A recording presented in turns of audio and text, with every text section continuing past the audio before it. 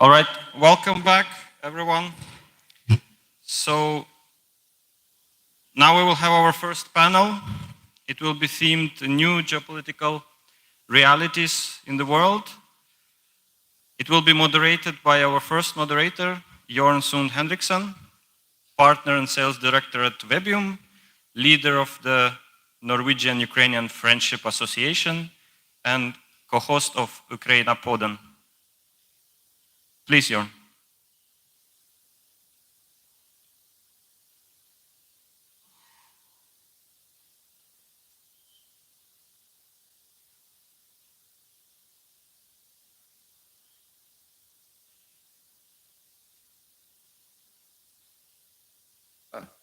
And now we are on. Brilliant. Thank God. All right. Thank you for the introduction. We're going to touch on a bit of a broad issue, the new geopolitical situation in the world. We have an excellent panel. We have Guri Melby, leader of the Norwegian Liberal Party and member of parliament. We have Linde, a former foreign minister and former MP. Bit of an upgrade there. MP in Sweden for the Socialdemokraterna. She's with us via video link, and the technology seems to already be working. It's fascinating what we can do nowadays. We can talk to people in other countries and fly drones in Irkutsk. We have Mika, Aaltola, member of the European Parliament for the, okay, I'm gonna try this here, the EPP, but I'm going to try the Kokoomus party. Is that correct? Yeah, brilliant. And we have Lene Wetteland, leader of the Documentation and Accountability Hub at the Norwegian Helsinki Committee. We're going to start with opening statements from the panelists, and we're going to have a discussion here at the panel for about 20 minutes. Then we're going to open up the floor to questions from you guys. If you don't have much questions, I have extra, but I think this will be more relevant for you if you are active in the discussion as well. So we're going to start with you, Guri. We've had this talk a couple of times, but for the benefit of the audience, what is your view on the Norwegian government's level of support for Ukraine?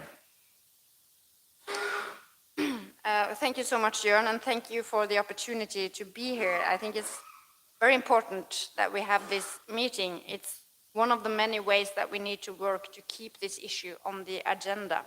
And to answer your question, Jørn, are we doing enough in Norway today?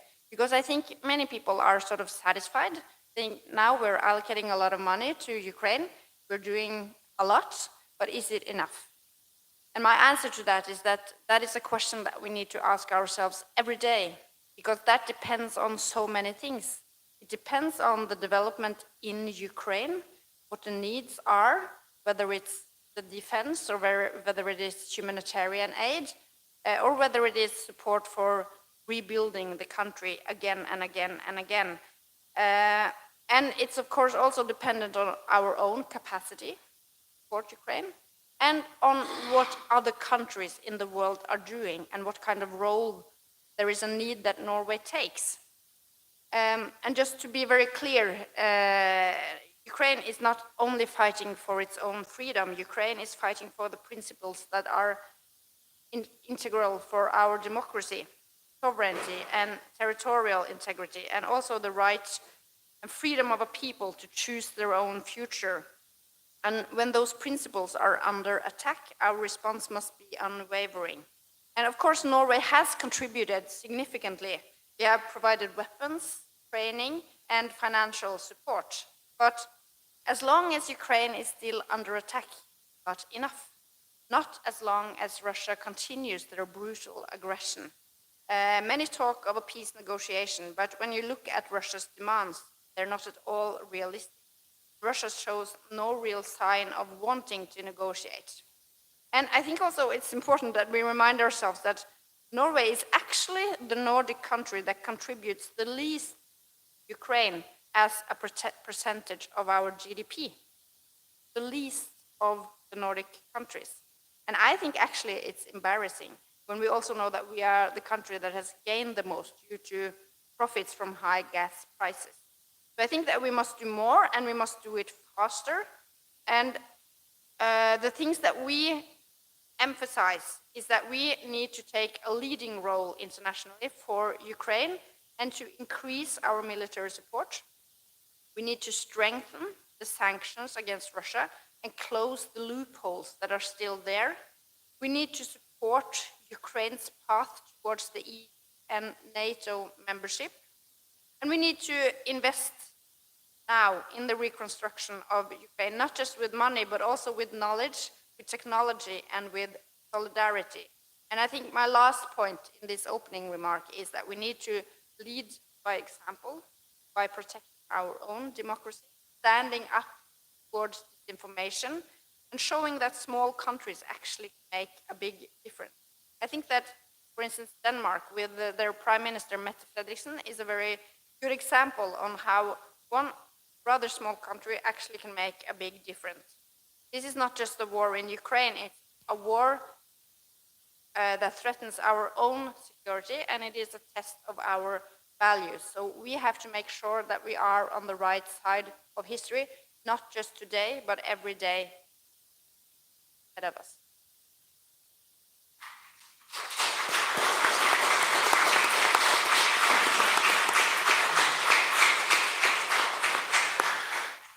Thank you so much. And now for the test of if the technology works or not. And Linde, Guri Melby mentioned reconstruction as a continuous effort. It is indeed a continuous effort at war, but when at some point this war, if not comes to an end, at least a temporary end of hostilities, the reconstruction is going to probably be the main focus. What do you see as important when we prepare for reconstruction?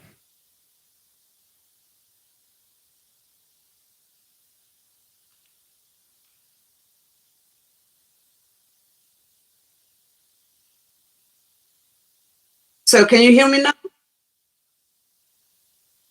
I don't hear you so well, Yes, we hear but I understand that I should start my speech. I'm very happy to be able to be here with you, even if it's remote. It's a national day in Sweden, so I won't be in Oslo. And even if we are not as good at celebrating the National Day as you are in Norway, we still celebrate it. So I will go to the celebration today of new Swedish citizens, where many Ukrainians also will be. Well, a while ago, I listened to Olga Peronova when she spoke at a UN meeting in the Commission of the Status of the Women in New York. She spoke about the difficult situation for women in the war-torn Ukraine. When I spoke to Olga after her speech, we sat next to each other in the UN building.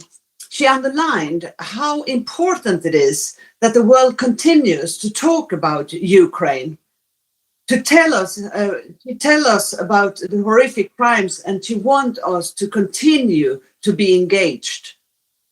We must continue to support Ukraine now in its fourth year of the invasion. The full-scale war has pushed an entire generation of Ukrainian women backwards. Many women have been subjected to gender-based violence. Unemployment is rising. They have had less than to say both at home and in society. They have to take on a much larger role in the home. And on top of that, there has been an increase in mental illness among women. So this war, like all wars, disproportionately affects women and girls. On my visits to Ukraine, I've been there many, many times, I have always met women and girls and listened to their stories on how they have been affected by the war that began actually already 11 years ago. In February 23, 2014, we tend to forget that between the annexation of Crimea and the full-scale invasion, 12,000 Ukrainians had lost their life by Russian war, even if we count the war starting 4 years ago. Since the beginning of the full-scale invasion, more than 4,000 women and more than 300 girls have been killed. Roughly 5,000 have been injured, and that is approximately many more. 56% of the approximately 4 million internally displaced people are women. Women in Ukraine are facing increased challenges in accessing security, justice, social services, mental, sexual, and reproductive health services, and also employment and other services. The forecasts for this year are bleak, with 6.7 million women and girls in need of humanitarian assistance. These continued attacks on women and their livelihood are unacceptable. Russia's full-scale invasion and war in Ukraine have not only taken thousands of lives, caused untold destruction, forced millions of people to flee, traumatized a generation, divided families and communities. It has also devastated the economy, whereas the World Bank, the European Commission, the UN and the government of Ukraine estimated total cost of reconstruction and recovery in Ukraine to $486 billion over the next decade. On the unemployment, 72% are women. Ukraine has been experiencing a major shift in its employment market since the start of the Russian full-scale invasion. Conscription, immigration, internal displacement, partial occupation, and massive destruction, as well as significant changes in the economic landscape, have created a large competence gap in the talent market. The present and future rebuilding of Ukraine are critically dependent on talent availability. So the inclusion of women in the labor market is an important potential talent source, especially in the male-dominated professions such as drivers and machine operators. According to a recent employment market report, there is a strong shortage of drivers, machine operators, mechanics in all major industries, from transportation to energy and agriculture. So I think it's very important that all of us try to engage wherever we can in the build-up and the reconstruction and promoting of women in Ukraine. And that's why I am very happy to have joined the steering group, actually together with the former foreign minister from the Conservative Party, Tobias Billström, in a very interesting project in Sweden called Reskilling Ukraine. This part of the project started 2023 and is reskilling women to be truck and bus drivers. Last year, over 300 women got their truck driving education. And this year, 700 women will be trained and could start to drive professionally. Women were legally banned from the profession of truck or bus driver in Ukraine until 2017, when the old Soviet regulation on occupational safety was dismissed. Therefore, there is a strong culture norm in society that women do not work as truck or bus drivers, and these are exclusively male professions, as well as a wide range of other professions that could be considered harmful for human health. As a result, predominantly men apply to truck and bus driver education groups, and that is very discouraging, both for the women and for Ukraine. The market failure we are trying to fix is a strong cultural barrier for women to enter these professions. Women only have educational programs to help to create safe environmental for women, and this will be very important when we try to, not only now, to fill the gaps when the men are fighting in the front, but also for the rebuilding of Ukraine. Currently, of course, the women are the backbone of the economy, and we need to support them in many, many ways. Finally, as of September last year, 68,000 women served in the armed forces of Ukraine, and more than 48,000 service were actively in the war. So when responsibility for the war is coming, we need to see that all, of course, of the Russian responsibility for these crimes and the tens of thousands of Ukrainian women have been subjected to, and also, of course, all the other war crimes, we must provide support, help, continue, especially the Nordic cooperation, and let Russia pay for all the war crimes they have committed. Thank you very much.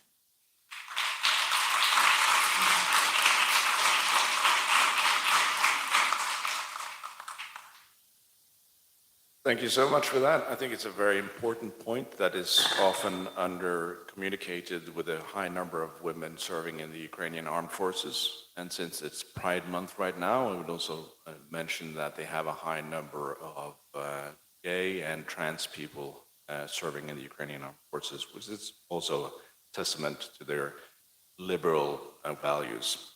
And congratulations on your National Day. We actually have a tradition of celebrating that here in Norway as well, although it's been a little bit dampened since 1905.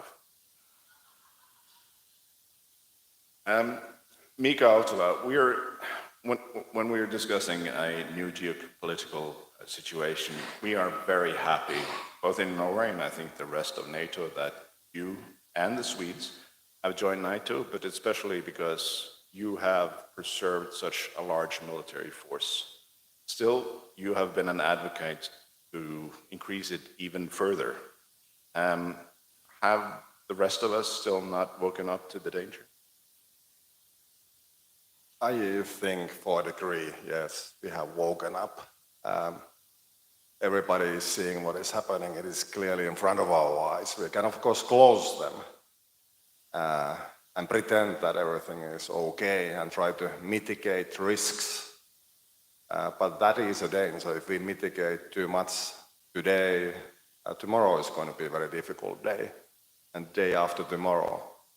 So we have to be prepared, and that has always been my key message, that we have to start building right now. And it's not enough what we have. It's not nearly enough. So the ambition level has to be changed, and the actions have to be taken today. And I'm very grateful that now there seems to be actual numbers, actual will to do something. So European Union has shown some of that. It has resources. Of course, it is an institution and it moves very slowly, but once it starts to move, then it doesn't stop very easily. So clearly, the member states are doing much more. Germany, 1,000 billion euros. That's a number that is meaningful. And if it is invested into the reindustrialization of European defense, it will help also Ukraine. And the reconstruction of Ukraine has already started. One of the key parts is the resilience of it. And right now, under the war times, the armed forces of Ukraine is key part of the reconstruction effort. So if we contribute to its capabilities, then we have already quite a lot. Finland, yes, we have had our ups and downs when it comes to our defense policy. It was cut only 2011. The government decided to cut 10% of Finnish defense expenditure. We had some of the kind of the legacies and costs of the past neutrality still lingering. For example, in the joining of the Ottawa landmine treaty, that was a mistake. And now it has been corrected. And it shows you that the attitudes have drastically changed. And we have to go on. We have to build what I have been saying, Nordic bastion, to build up deterrence in order to avoid war and in order to maintain peace and in order to support the defense of Ukraine as well. The North, is very important. And I have to conclude by saying what I should have said in the first place, that thanks for the invite. It's extremely important that you continue your activities. I know that from the Finnish historical experience, when the Winter War started, the diaspora communities of Finns were extremely vital to kind of keep the torch lit in different parts of the world. I have been reading the US newspapers in 1939, when the Winter War started and the Soviet attack took place. It was the diaspora communities that were spreading the message of the Sparta of the North, fighting an immense defensive battle alone, because there was no help other than the Swedes. They were helping. What you do is a sign for others that activities are on and the will to fight is there.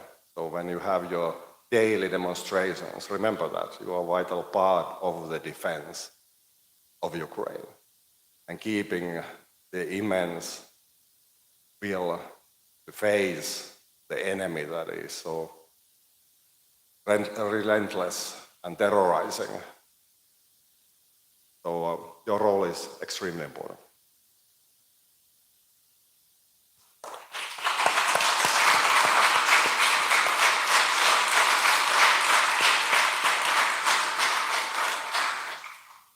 Thank you so much. And your experience with the Winter War is very relevant. And since I made a small joke on behalf of the Swedes, let me compensate by mentioning that during the Winter War, the Swedes gave 1/7 of their annual budget and 1/3 of their air force to Sweden, to Finland, to support them. So that's something to look up to. Lene, Wetteland,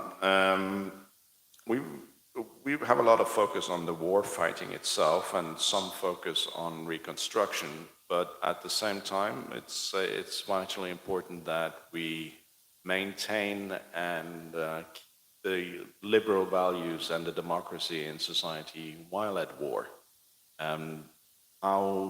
How do we do that? Thank you for the question and for inviting me here. It's a very important point because, as has been mentioned, this is not only a war where Ukraine defends itself, but Ukraine is defending liberal values, respect for international law, respect for international institutions, even how we treat truth and facts. And all this is at stake at the moment. And some of those that are fighting this fight is the very skillful civil society of Ukraine. Whilst some of the activists actually have to serve on the front, others continue their work in the cities, in the regional capitals, in the villages, defending human rights and defending the fundamental freedoms of Ukraine. Not only because that's what they have always done, but also because it's even more important now at this time. They are with the mentioning of domestic violence. There is anti-corruption initiatives, even though there's a war going on. There's several important reform processes ongoing despite the war, and this is very important to support and respect for. At the same time, it's important that the governments, the Nordic countries, support this financially, but also by cooperating with the Ukrainian government in these reforms to make sure that civil society is genuinely included in the processes. They are invited, they are included, but that could be even more and even more encouraged also from the international supporters.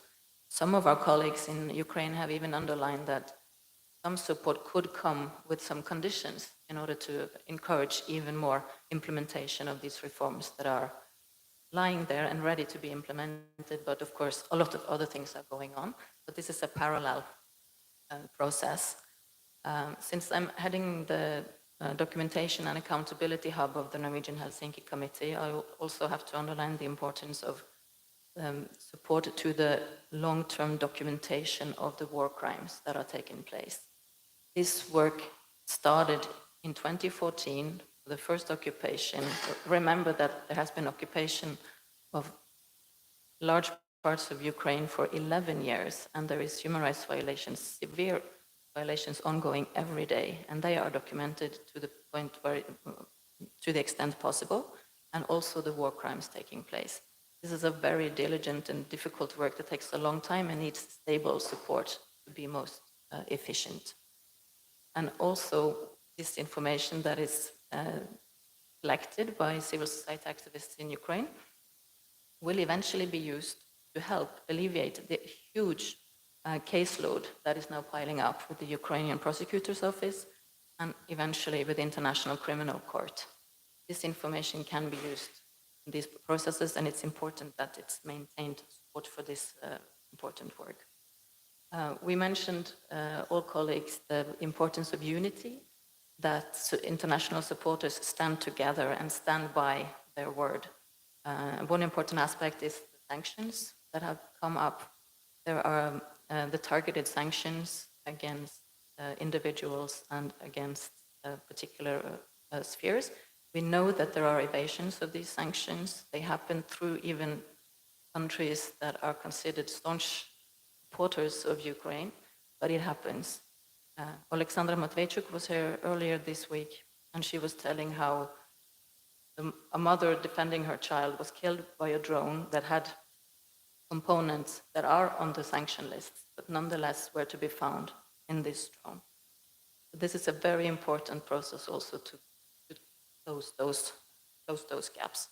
This also shows the support to Ukraine as the liberal society and the democracy that they are.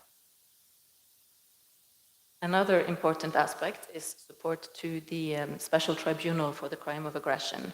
It's very important that international community stood together to get this through with the Council of Europe. And now comes the time for the actual implementation of it. And that's when also financial support is very important. To implement it, to make it efficient, and to make the necessary steps, the stable funding is also important. And since the first step has been made, in order to encourage this continuation for the respect of this institution and to support the Ukrainian actors that are sacrificing a lot to gather the necessary information and background to make it happen, this is an important element to make sure that it is there. Finally, I wanted also to draw attention to, we are talking about the Ukrainian resilience to the attack, to the war, that they keep fighting no matter what. It's important also that we, in the Nordic countries, in the EU for that matter, that we also take seriously the freedoms that we have, because we cannot take them for granted. And we should show also support to the Ukrainian society, to the human rights activists and the Ukrainians, that we understand, we know what is happening, and we are not being fooled by disinformation, misinformation, propaganda. We know there are facts. We know we can verify the information. We know how to fact check. We know how to look at different sources to be sure that we know what we are talking about, to not be fooled by the propaganda. So let's do that, to respect those that are defending the front and the facts and the future of not only Ukraine, but for all of us, and respect for the international law and society. Thank you.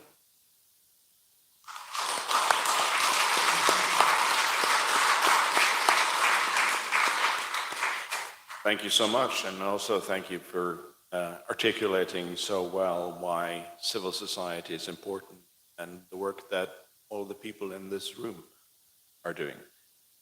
I'm going to ask a question to the panel now, and while they answer, I'm going to look for hands for questions from the audience. So I see one already. Just put up your hands, and we'll open up the floor after this question. And Max, if you can help me watch out if Anne wants to say something, because she's behind me. It's a bit difficult for me to watch. But my question is, and I'm not going to quote anyone, but I have a frustration listening to both the Norwegian and Nordic politics that often says things like, well, let's see how it goes. We have to watch what the Americans decide to do, or it's going to be interesting what Germany's role will be. We're quite a good group of countries in the Nordics. Should we and do we have the ability to have more agency and hand on the wheel on how to affect world affairs? Should we be more active? What could the role of the Nordics be? Who wants to start? You can start. Well, Nordics, the tradition has been that we are on top of the world. Geographically speaking, that is true if you look to the map. But there has been this sense of privilege through marginality. So we see better than others. We are more objective when it comes to what is happening, and we are safeguarding the right things in a right way. We are privileged, but we are no longer privileged. No, the war is on our skin. Our Finnish border with Russia has been closed for a year, over a year. And clearly the Russia had much larger strategic plans when the war started. Based on the ultimatum, they wanted to have also a deal with the US on our security. So we are not privileged. We are at the center. We are on the front of things. And that's something that is uncomfortable in certain ways, but it is the reality. And that the reality we have to live by. And that's the reason why we need to build up the deterrence. We need to have enough so that the war will be contained and ultimately Russia will be beaten in this fight of wills. War has already spread to the Nordic Baltic region or the north, hybrid forms of it, cutting off cables, ongoing cyber operations against the banking system in the Nordic countries. Disinformation is important, and we have to be able to fight those fights. We have to narrate much better what we stand for. It's not only about fact-checking, it's about telling the story in a way that appeals to people. The facts have to be correct, but they don't need to be boring. And our operations do not have to be always reactive to what Russia is doing. They can be active and targeted towards Russia and Russians, like we did during the Cold War years. We won that fight because we were clever, proactive, organizing it very well. Now it seems that the West is divided. It's weaker because it doesn't have the will and it's avoiding the risks. Risk avoidance, as I said, is not a good foreign policy. It has to be much more strategic what we should be doing. So a lot of things need to be corrected. But we have a good beginning. The SAFE program investing 150 billion to European reindustrialization in defense, building up the industrial capacity of Europe that was basically being wiped out in international trade. A lot of things are now happening, which I think is going towards right direction. But we have to push and be a little bit ahead of the curve continually. And that sometimes leads into a situation that others are going to be critical. They claim that I'm securitizing the issue. But that's a privileged position to say that in the middle of war, we don't need defense. And we are somehow too much securitizing the issue. It's, I think, confused, ambiguous, and it is a legacy belief system. Wake up. Things are going to get worse before they get better. You.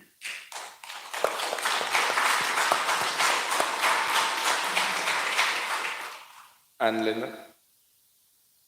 Yes, thank you. Well, I think that the Nordics need to continue to give military support. I mean, Sweden is the sixth largest military donor in the world.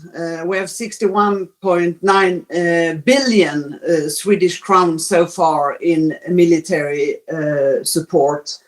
But I think as important is that we continue to get the whole society engaged, because you always know that if you don't have the engagement from the whole population, it is very difficult also for politicians to take decisions to use so much of the taxpayers' money to go to a specific war. We have seen it on and on again. So that's why I will put an extra emphasis, for example, to engage with the Ukrainian organization, like I know that Alina is here from the Nordic Ukraine Forum and so on, and to continue with that. We have an engagement from very local level where people are trying to get all kinds of material that is needed, and they go down with trucks and deliver it up to the royal family, who, as yesterday there was in the television how the Queen Sylvia has invited all those children between 8 and 12 years old who has been severely wounded by the war. And also, as I told you about this project that I'm involved in, we got 23 million crown from the state, but we got 7 million crown from companies like Volvo, Scania, and others. And it's this engagement that is the main important thing to continue with, and not forget about that is happening a war for the fourth year in Ukraine. And I think we as politicians has a great responsibility in this, both to see to that we have continuing delivering arms, but also when it comes to resilience and the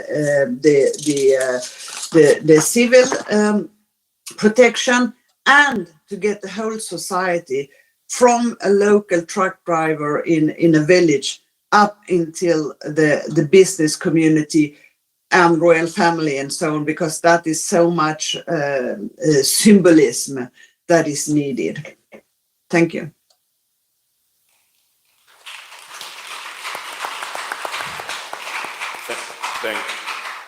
Thank you so much. The Swedish arms industry is indeed very impressive. I served myself on a Stridsbåt 90, which is made in Sweden. It's a fantastic piece of kit that has now been donated to Ukraine. Guri, you're next. I'll be short on this because I want to have time for questions as well, but one of my biggest frustrations during these last 3 years has been the unwillingness of the Norwegian government to take a leading role when it comes to Ukraine. It seems to me that we have sort of been very satisfied by having a position that we give enough not to be criticized, but we don't do enough to actually change what is happening in Ukraine, what is happening on the ground. And we are in a position where we actually can do a lot more, and both because of our financial situation, but also because something that Anne spoke about, the support in the population and the support in parliament. The situation in the Norwegian parliament now is that there is no political party voting against support for Ukraine. And that's quite a unique situation. The situation isn't like that in all European countries. And it's my impression that it's kind of similar in also the other Nordic countries. There is a broad support among the population and among the political parties. That means that the government actually has big freedom to take this role. It's not too late, we can still take that role.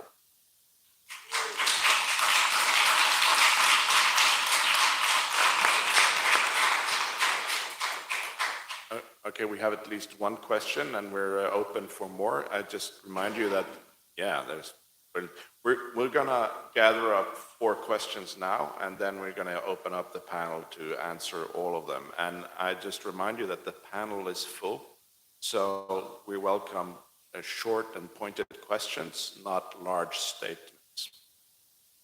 Start over there. Hope it's working. Yes. Hi, Vitaly from Finland here. So, how do we separate politics from existential threats towards EU from Russia? Because there's lots of different political parties in different places, and only in Nordics we see different parties actually separating the existential topic from the politics. Towards that, what are the chances that EU is gonna unite militarily and act with agency without asking for US or waiting for US approval? And kind of the second part of the question is this Russian strategy is the strategy of exhaustion. And so far the EU strategy against it is like reactive defense and support of Ukraine. And this really doesn't work against strategy of exhaustion. When we can openly change the strategy towards like from defense towards like proactively destroying Russia as a goal. Brilliant. There's a question next. There. Thank you. Ludmila from Copenhagen. I have a question regarding the support of society, because you mentioned that. And my question is, do you have any measurements to increase media literacy from society? Because the government in all Nordic countries is waiting to get support from society. And when, for example, even in Denmark, steps to support Ukraine are taken, doesn't mean that everyone supports that. The government might lose its popularity, but they prefer to stay in history rather than be popular all the time. Do you have any steps which might be taken on the EU Parliament level, on the national parliaments, how to help population to separate, as you say, facts from the disinformation? Because Russia is winning already 11 years because they have very successful propaganda. Do you have any in mind how to improve that?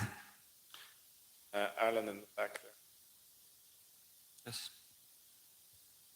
Thank you. Erlend from Norway, Oslo, and also representing Tochny, which is an OSINT network. When will escalate to de-escalate be a part of the common language that is being used about the war in Ukraine? It was very normal to hear this during the Cold War, but it's been phased out as typical language we hear when we talk about conflicts. I think de-escalation must be the most used word by Western politicians when talking about the war in Ukraine, and here in Norway it's probably as long as it takes. It's a little bit different here. When will until victory be the word used about the war in Ukraine? Red lines and limitations on the use of, for instance, long-range weapons, and also earlier, what kind of armored weapon systems, vehicles were being possibly supplied to Ukraine has kind of been the key aspects most recognizable about military aid to Ukraine over the course of 3 years. Of course, it's evolved, but when will this type of understanding that this slow rolling is never going to help change? Brilliant. And final question here, there, front. There's a microphone. Thank you. I'm Lesia Robec. I'm a former member of Ukrainian Parliament. I'm eternally grateful to Norway, as one of the citizens of Norway fought hands in hands with my husband and saved his life. He's a volunteer. So thank you very much for him. My quick question is the reverse one, how Ukraine can help you. Last NATO trainings showed a very unsatisfactory level of command chain, of the quality of decisions taken, as well as unpreparedness for a drone war, which is today's reality.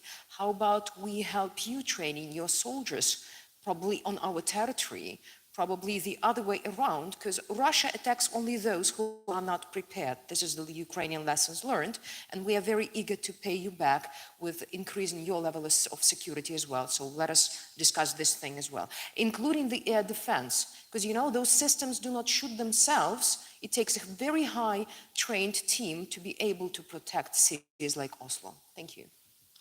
Thank you so much.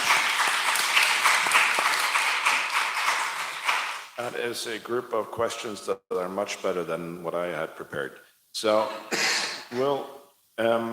we don't have much time, so each of you will get 1.5 minutes to sum up your answers to those questions that you feel are most relevant to you. And Lene, we will start with you. Thank you. Yeah, I think most of them are to the politicians, but the question about the propaganda and resilience to how to separate propaganda from information is the one that spoke most to me. Security services of Norway have repeatedly warned that there are influence attacks, that Russia is trying to influence society, politics, so on. But we haven't seen so much concrete response from the government in terms of what steps they will take to follow up on those threats. So this is something that we also have raised previously and would like to follow up in the future. Brilliant. Mika. It's a very good question. I think to a degree interlinked. I think it is important to avoid fear, because that's what feeds war and Russian ultimate aims. We should not be fearful of Russia. We have still what I call a dominant strategy. If we build up forces, if we build up our fortifications, resilience, our democracies, and Ukraine does the same, no matter what Russia does, we are going to win it.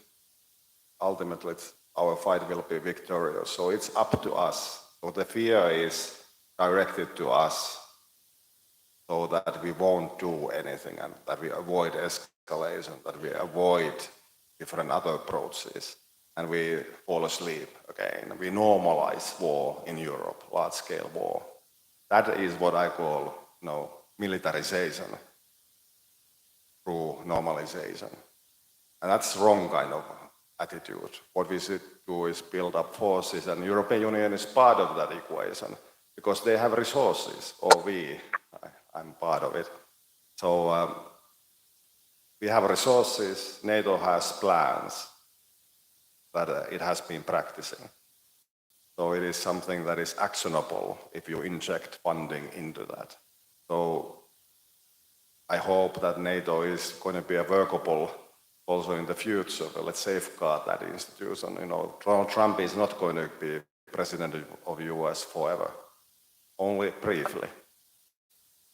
And as Putin has been hinting, this is like the Great Northern War, and Russia might fight it 21 years. And he's trying to exhaust us, the fear of long war. Russia cannot fight a long war. It doesn't have that end game. So we can outlast them. But one last point, and I think it's vital to remember, we could have ended this war when it started, but we didn't do it. So our agency is also driven out of the consequences of our inaction. So we have to now wake up. If the sanctions would have been implemented that were threatened towards Moscow, switching them off to our economy once for all. Instead, we decided to take the incremental road, and because of that, a lot of Ukrainians have died. So we have to change our attitude. Brilliant. And I hope you were able to hear the questions from the audience. If not, say. Well, I heard so. I start this final with the chances for EU to unite. And I think that this is one of the main issues.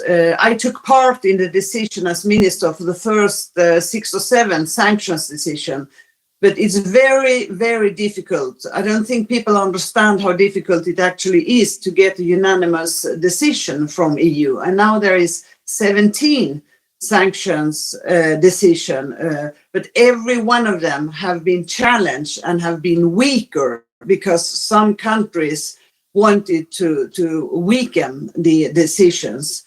If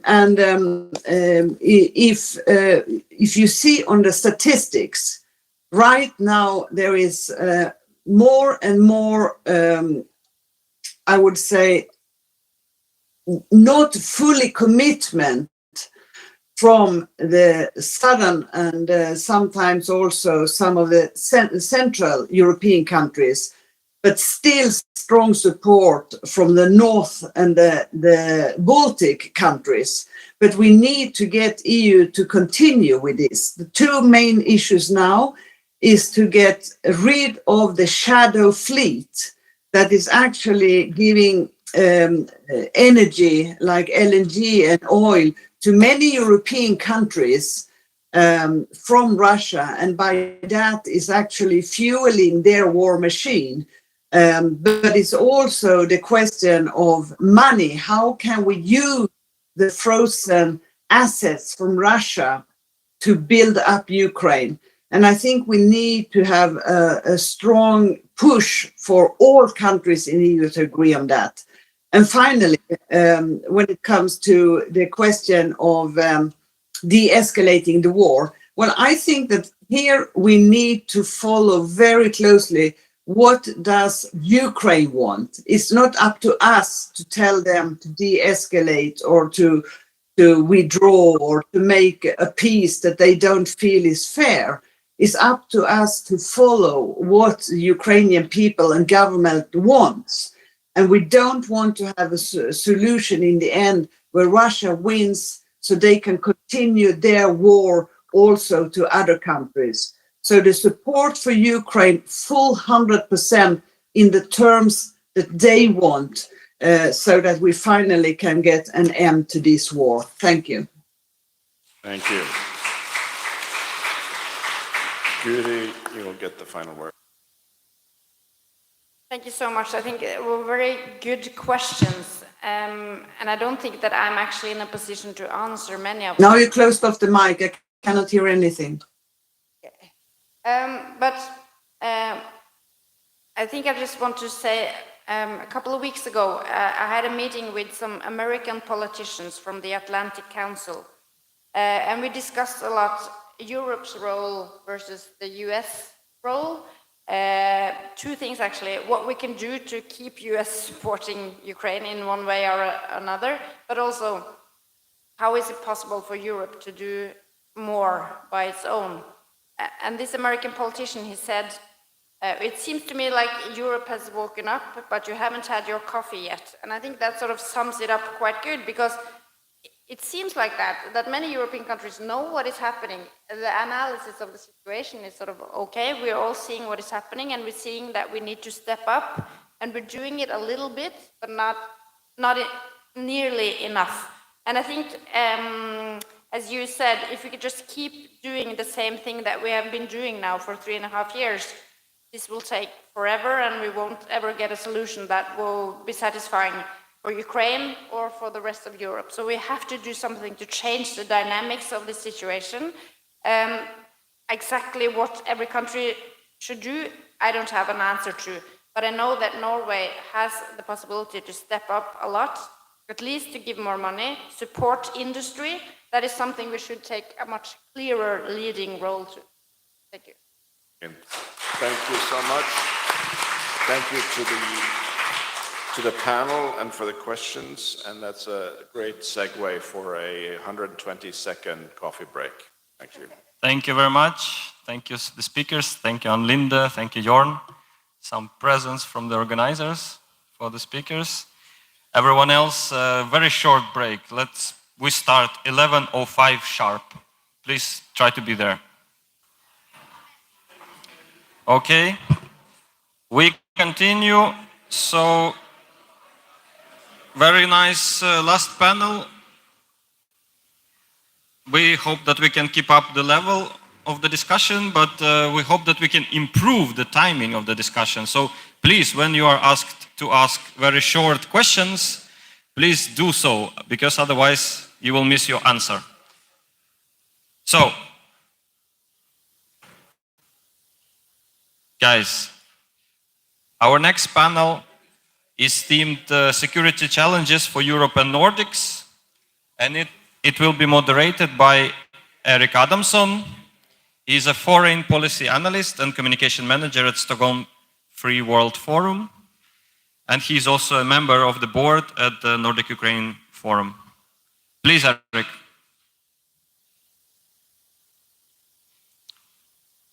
Erik?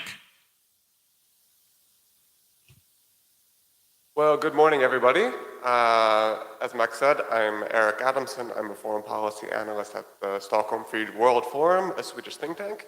And I am very happy to have this distinguished panel here today to talk about European and Nordic security challenges.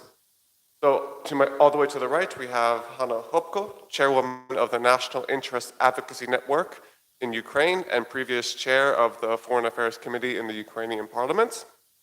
I have Minna Ålander, a fellow at Chatham House and the Center for European Policy Analysis, and previously at the Finnish Institute of International Affairs.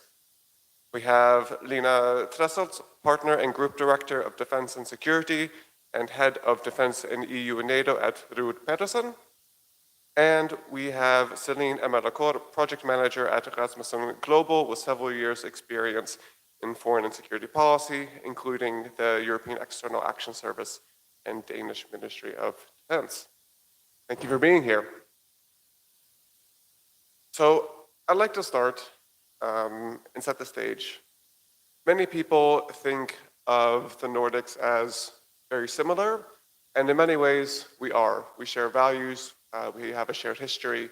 But when it comes to security, we have very different histories, different strategic outlooks, and very different strategic cultures.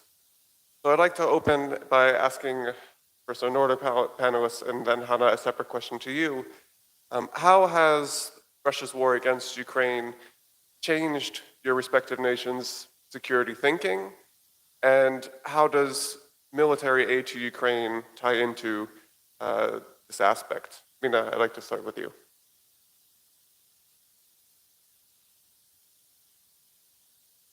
Thank you very much for the invitation to be here. I would say that from a Finnish perspective, obviously the biggest change has been to join NATO.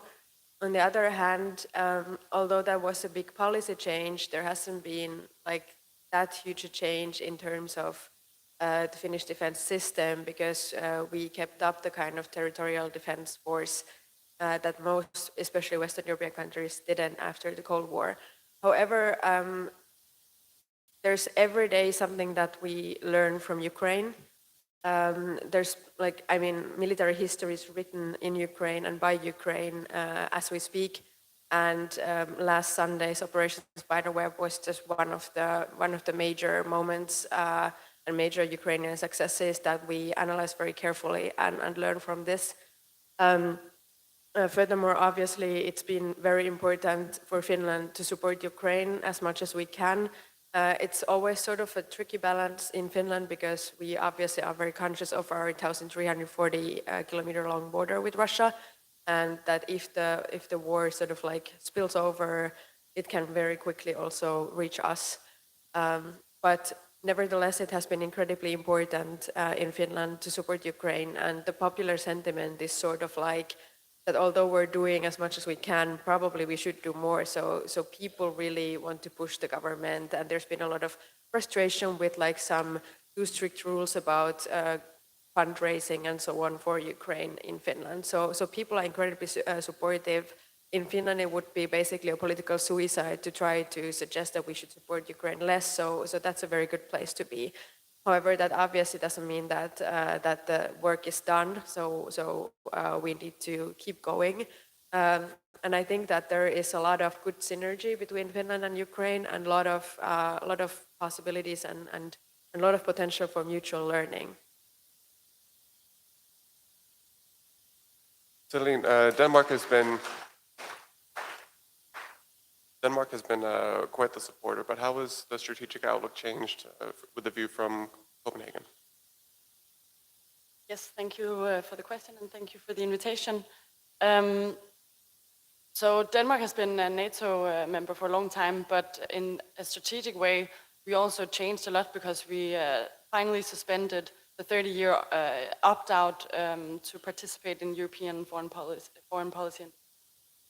So that has been a big change in Denmark.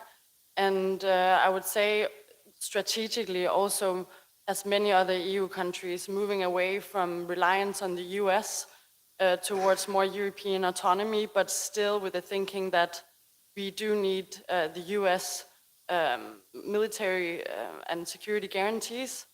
And we also need US military equipment and intelligence.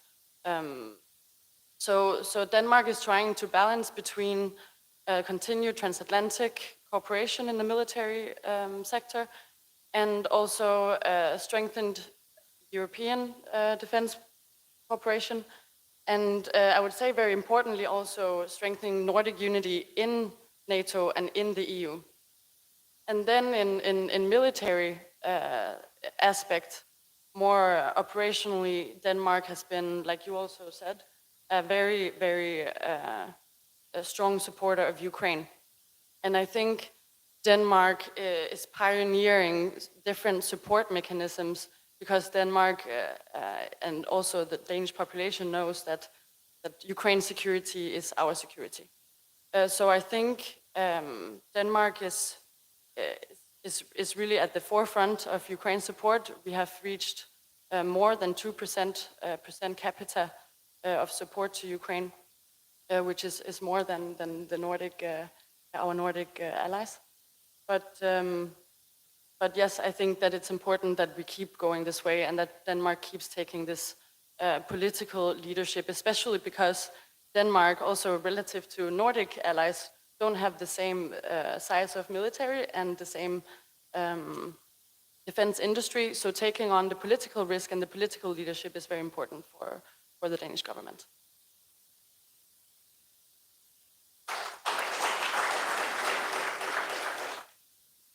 And Lene, Norway has at least one thing in common with Finland, and that's also a border to Russia. And for a very long time, Norway's had the policy of keeping the Arctic low tension, NATO out of the high north, but this is beginning to change, especially as Russia and other actors are very interested in what's happening in the high north. How has the war impacted Norway's own security situation and thinking? Well, thank you, Eric. You are very correct. When I studied in Russia in 2008, Norway was actually named as a friendly country in Russia's military concept. And we are not there anymore. So I think Norway, with our border in the north, we have tried to balance deterrence, but with a pragmatic, both diplomatic and people-to-people fisheries cooperation and so on in the north. We've had more or less open borders in the north, but that has also changed. So I wanted to mention three things that we have learned, both going back to 2014. We saw that Russia both has the will and the means to attack other sovereign countries. We saw that the rapid deployment of troops to the Ukrainian borders, that was underestimated from experts in NATO. And we saw also the very sophisticated use already in 2014 with the combination of hybrid warfare and traditional warfare and boots on the ground and so on. So since then, and of course with the full-scale invasion, Russia is now the clear threat, both not just to Norway, but to NATO. So that has been a clear shift. And how Norway has reacted to this? Well, as my colleague here mentioned, we have enhanced the Nordic-Baltic cooperation. That's important. We have, of course, supported Ukraine with both military capabilities and funds and so on, although we can for sure do much more, as been mentioned earlier today. We have, last year we adopted a long-term defense plan, which was unanimously adopted in the Norwegian Parliament, 160 billion USD over the next 12 years, which is historic increase in our defense expenditures. However, which I'm sure I'm going to say later at this panel, it's not enough. It's not enough. Europe is not ready, Norway is not ready, Denmark is not ready, Finland is maybe ready, but collectively we're not ready for what is coming.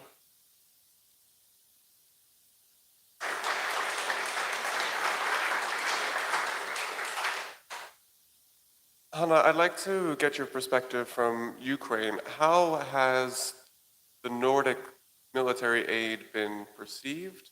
And how has the relationship between Ukraine and the Nordics changed since the full-scale invasion? So first of all, I'll start from expressing our gratitude, because really it's important that you are with us. And actually, when we travel to the Nordic countries to advocate and build a coalition of F-16, so we do admire your work, your support. And now we work to expand our F-16 fleet and also training our pilots. So it's really important, I think, for all of us. So thank you for this, but what I would like to say being here. New EU sanctions against Russian Shadow Fleet have put Norway in a dilemma. As country is not the EU member, and therefore sanctions vessels can still enter Norwegian ports despite your support to Ukraine. So I've recently read one Danish think tank expert saying that this shows a kind of double standard. We want to, on the one hand, Norwegians saying like, we want to accept these trawlers from Russia because it's benefit our local economy, but at the same time, we have all kind of moral obligation regarding the war in Ukraine. So actually, last week, two Russian vessels, Orion and Svalbard, stopped in Norwegian port of Kirkenes. So European Commission suspect that these vessels are involved in illegal intelligence activities against Norway and the EU countries. This is very probably for people here, a very typical moment. We are just business as usual. We want local economy to benefit, and we are allowing Russian vessels to do illegal intelligence near Norway and the EU countries. So why I started from this example? Because it's already 11 years of ongoing Russian aggression. It's war in Europe. But it's not, unfortunately, a war of Europe. This is the key question. Wall Street Journal, probably for the first time, wrote an article with the title, "Ukraine will win this war," after successful spiderweb operation. So I truly believe, and please, I would like kindly ask people sitting here to raise your hands who believe that Ukraine will win this war. Very optimistic, almost 100% people sitting here are experts. But the question is now, how to guarantee that Ukraine win this war faster? Because the strategic value of Ukraine is our people. And actually, you could do more to help us to win faster if we all agree that this war is winnable and we all obliged to win. Mr. Landsbergis, the former Minister of Foreign Affairs of Lithuania, made a powerful statement saying that I would like my country to have a security guarantees from Ukraine, not from NATO.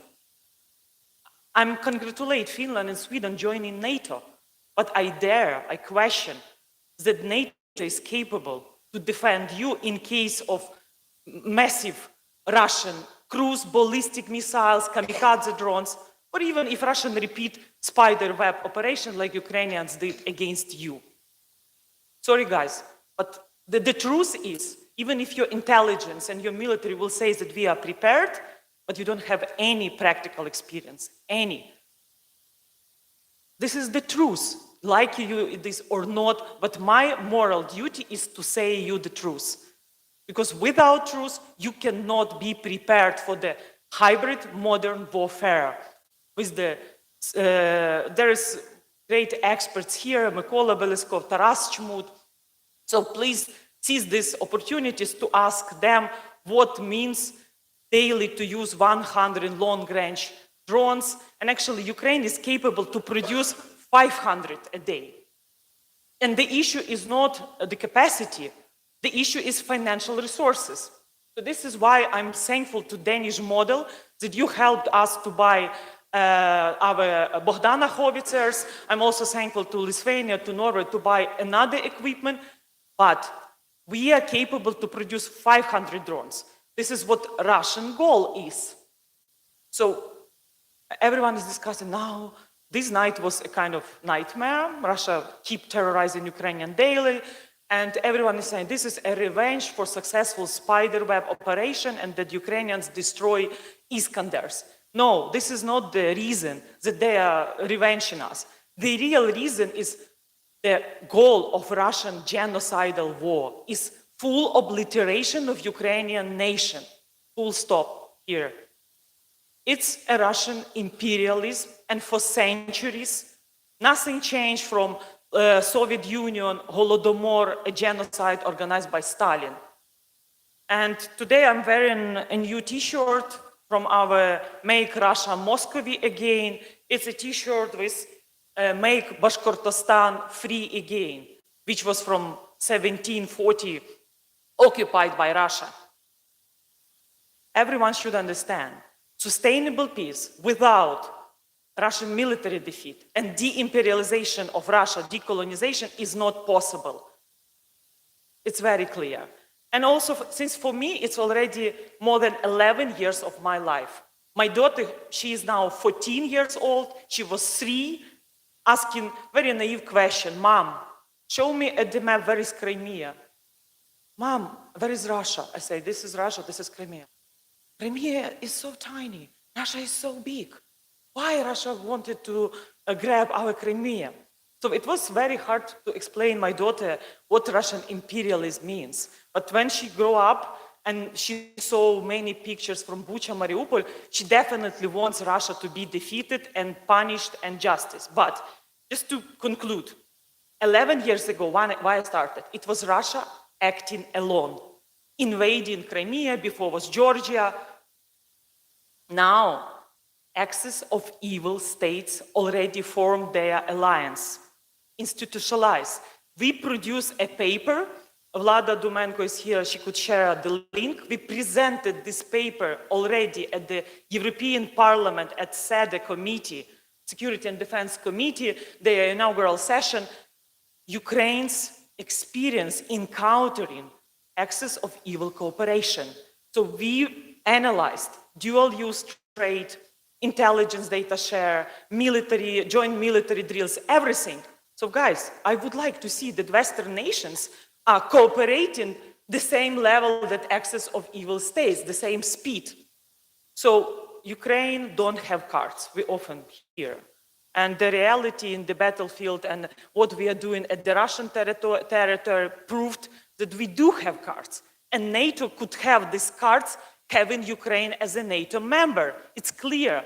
And Nordic countries could do, helping Ukraine to progress with NATO membership. Or if NATO doesn't need Ukraine, that maybe it doesn't need NATO. We need to think about coalition of willing and other formats.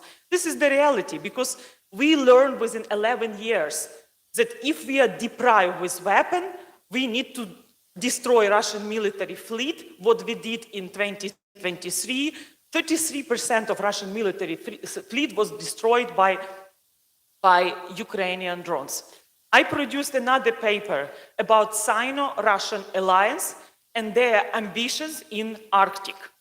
Nothing changed. Current Russian military policy in the Arctic is based on Stalin's 1933 assessment. Hanna, we'll get into more of the details about the realities of the war, and thank you for giving us that overview. Reality, you don't prepare for the reality of war. So this is a simple answer, sorry. Celine, I know you wanted to comment.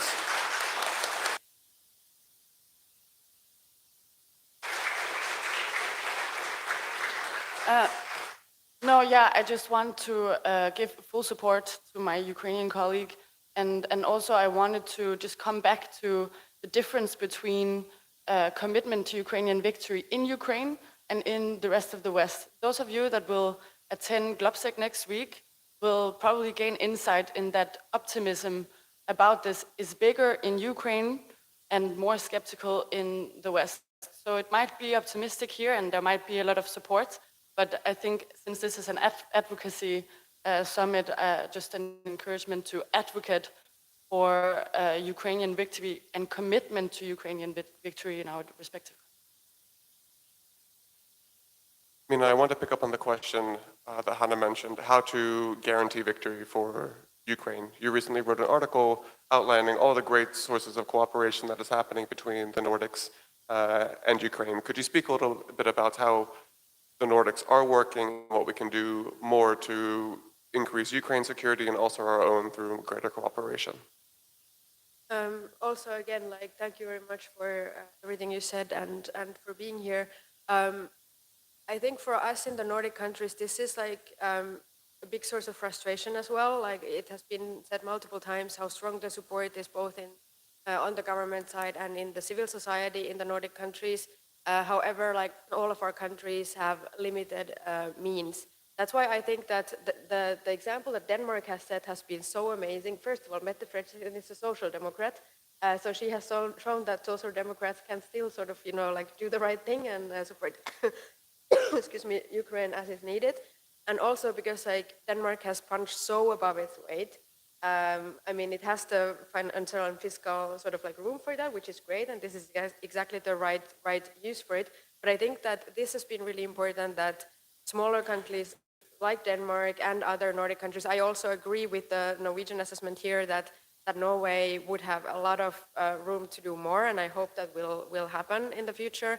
But there really is this chance for the Nordic countries to sort of push the bigger ones by showing that we do as much as we can and even more. So this is something that I consider very important. And then what I'm currently trying to track in my work is keep track of all the sort of connections that are being made, especially between European and Ukrainian defense industry, because that's also the strength of the Danish model. Sorry that I'm fangirling here, but it's just a great thing. Ukraine is at the moment producing about 30% of the equipment that it uses. That's a huge leap forward.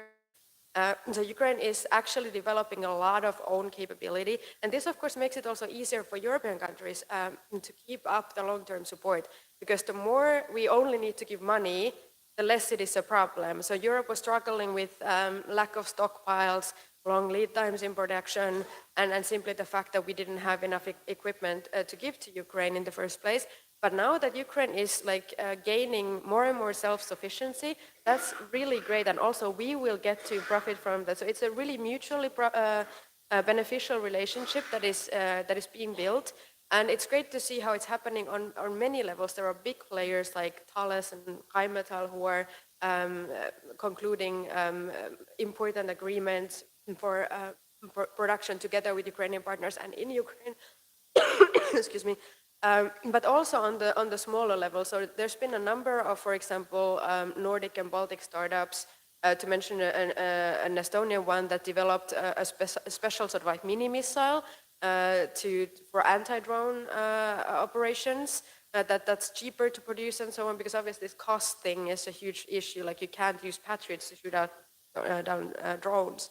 So there's like all kinds of, or like a Finnish companies now starting a large-scale drone production for Ukraine and also then for the European market. So there's a lot of these things going on, and also joint procurement, like Sweden and Denmark when they procured new CV-90 infantry fighting vehicles. There was also a number for Ukraine in that order. So there's a lot of these things happening, and I think that I have decided that I want to be optimistic, because I think that we need to believe that things are possible so that they will be possible. So I want to sort of like try to keep track of those good news that are happening. And I do believe that we in the Nordic Baltic region have a position to really push bigger players like Germany. It's an awkward example if Denmark is doing so much and Germany not so much and so on, or France for that matter. So I think that this is something that we can do, and we can create that peer pressure in Europe so that we keep on track on this. Thank you, Minna. And there are a lot of great initiatives happening, but of course, in this war, scale is an issue. And as Hanna points out, we're not here in Europe ready yet. Lene, what lessons is Norway and the Nordic countries learning about battlefield technologies in Ukraine and how we can implement them and produce at scale here at home? Thank you, Eric. Just also want to say that I think we all here agree with what our panelists said about Norway can do more. We can all definitely do more. So we have learned that the fact that asymmetric warfare is happening.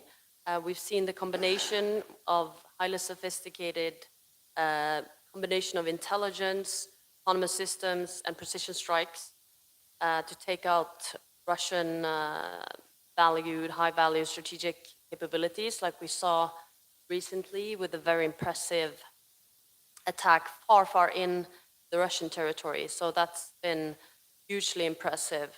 I think from Norway's side, we are learning. We are very impressive of what Ukraine is doing when it comes to innovation, production capacity, and so on. But Norway has not so far actually implemented this. We don't have for example, autonomous systems. We've been looking for a long time.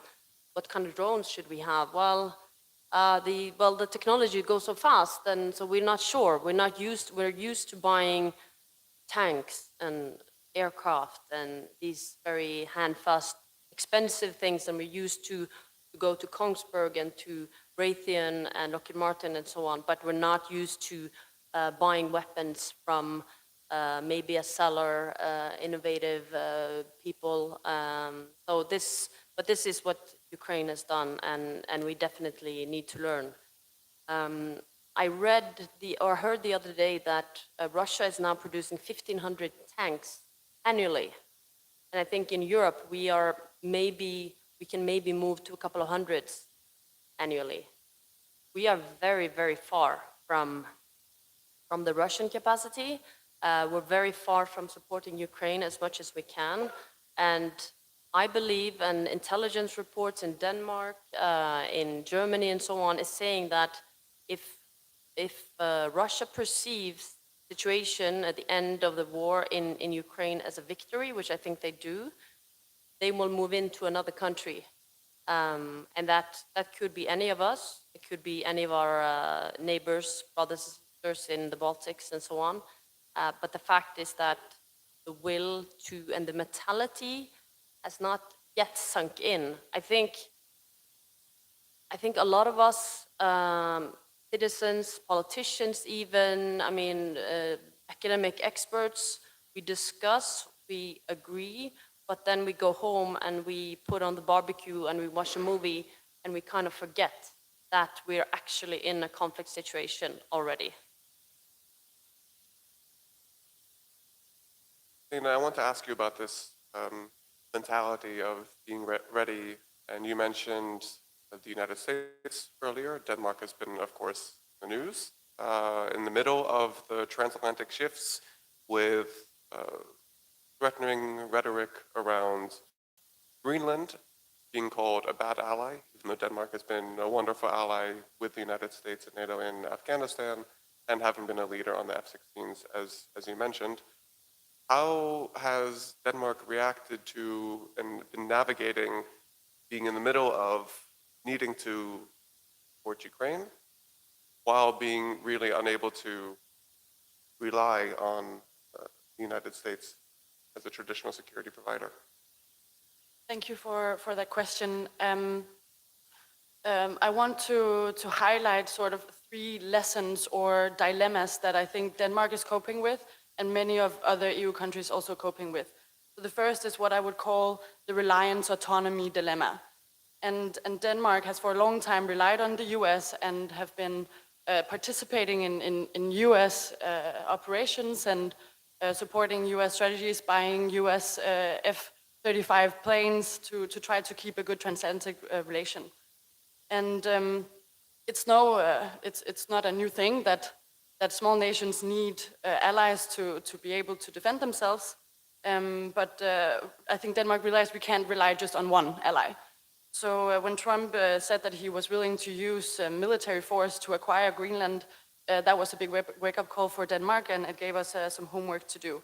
So that is, again, like I will reiterate, the transatlantic relations still important for Denmark, but more and more European defense cooperation and also more and more meetings and more serious talks in the NORDEFCO format, for example, to keep this Nordic unity and to try to gain backing both in terms of sending military aid to Ukraine, but also dealing with Arctic security in the NATO framework.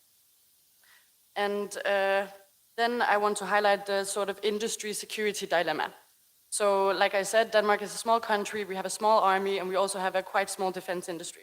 But I believe that this is one of the reasons why Denmark has been willing to and has taken on political risk and political leadership in garnering international support for Ukraine.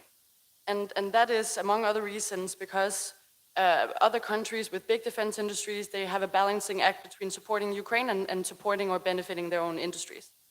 And I think that is something we need to move beyond. And it's going to be difficult, but it's about changing strategic sort of thinking from industry to common security. And we need to have more of this sense of urgency to be able to do the second one. And it's also true for EU member states that many of them see the increased defense budgets as a way to boost their own defense industry.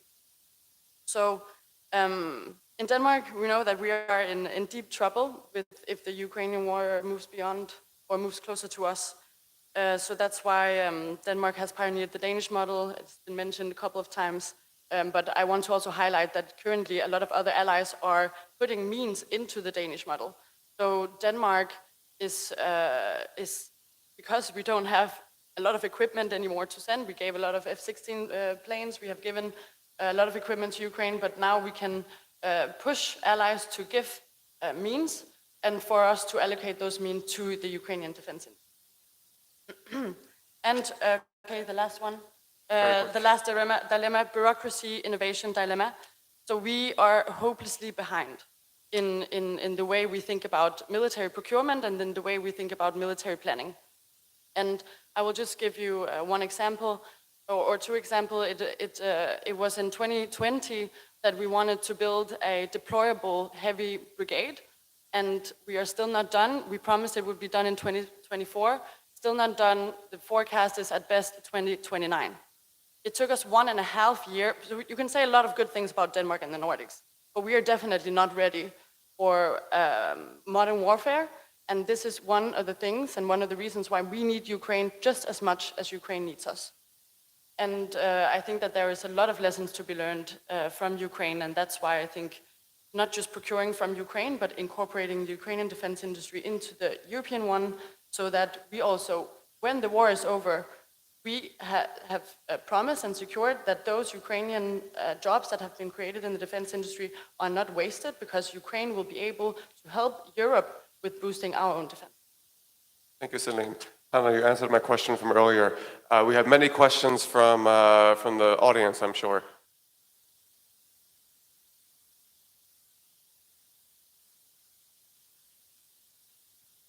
Thank you. Janna Pennanen, Ukrainian Association and all of Finland. My question would be related more to hidden security challenges. I mean,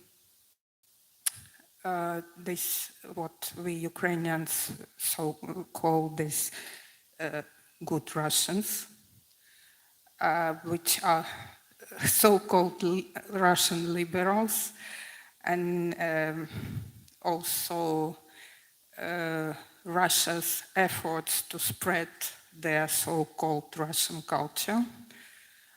And my question is, have you come over such kind of challenges in your countries, and to your opinion, what can be done more in this situation? Thank you. I think we'll collect a couple questions if there are others. Yeah, Michael Gentile, University of Oslo.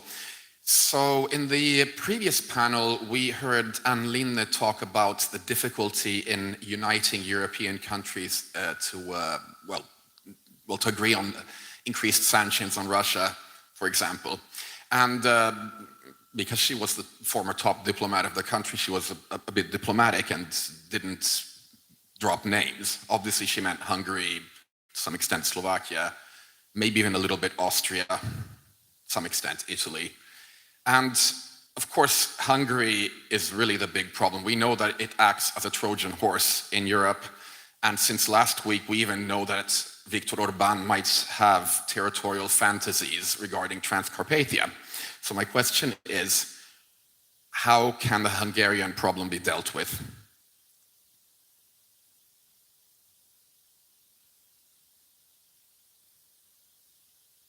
One more question here. Thank you. Lese Orobats, very quick question. You know, it's natural to care about the friends, and Baltic and Nordic countries show to be friends. So my question is, what is your threat perception? What is the chances and the timing of a possible incidents in Baltic countries? What do you see coming, and warn us about that if you can? Thank you.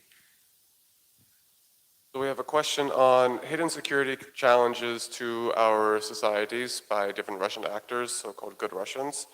A question on how we can deal with Russia-friendly countries in Europe and still maintain political momentum on Ukraine. And then our common threat perception and communicating that to other countries like France, if I understood correctly. So, Mina, would you like to pick up? I just want to start with the Hungary question, because it is quite a dilemma, but I also sort of, like, I don't want to downplay it at all, but I just want to tell a short personal anecdote. I had a bet with a Polish diplomat about the latest EU sanctions package. My bet was on Hungary folding and approving the package. And this Polish diplomat's bet was that Hungary won't do so. I won the bet. The thing about Hungary is that Orbán is entirely dependent on the EU as his stage. And he has actually very limited, I mean, he has the veto, he uses the veto everywhere where he can, but the dependence is sort of like, the EU is more important to Hungary than Hungary is to the EU. And I think that it's good to remind Orbán regularly of this. So I think that the Hungarian problem can be managed.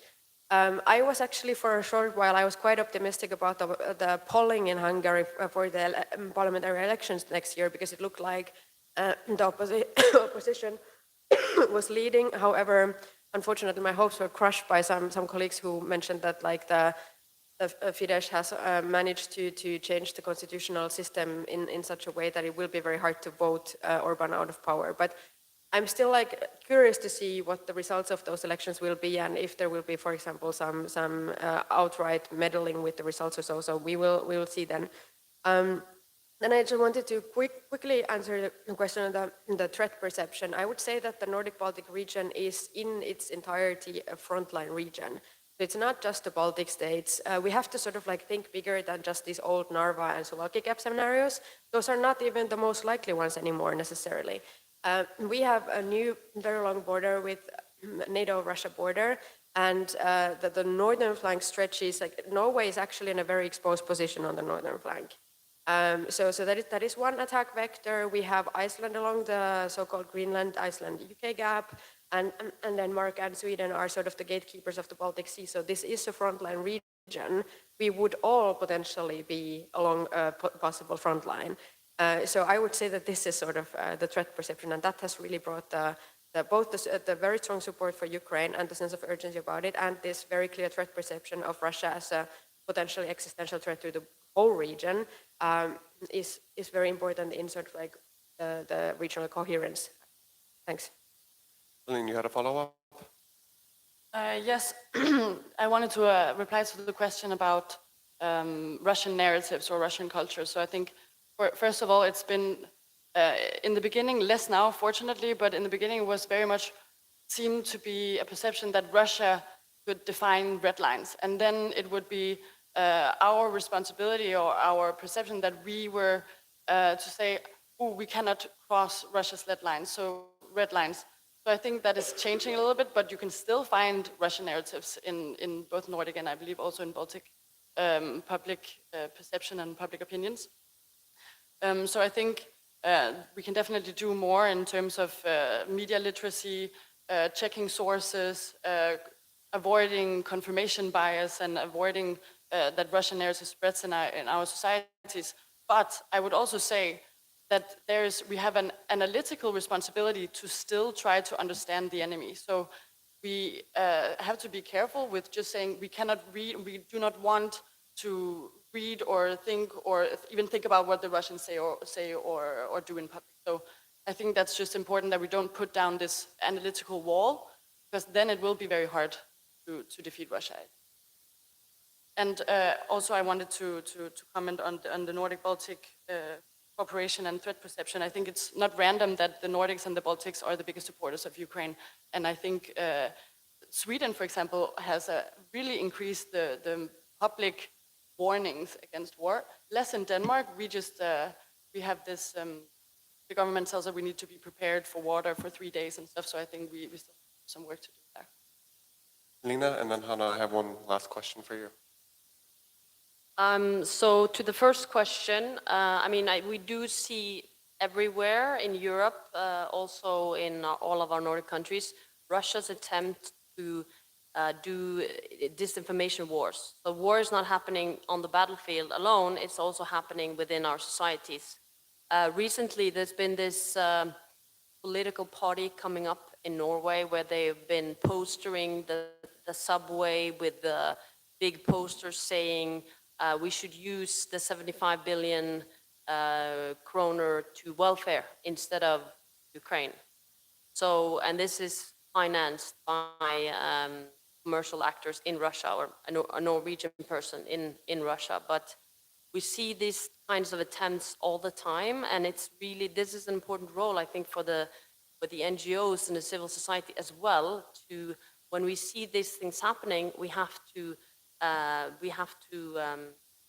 say it, we have to warn people, and we also have to be truly honest of what the truth is, because there's a lot of disinformation, false claims, and so on all the time.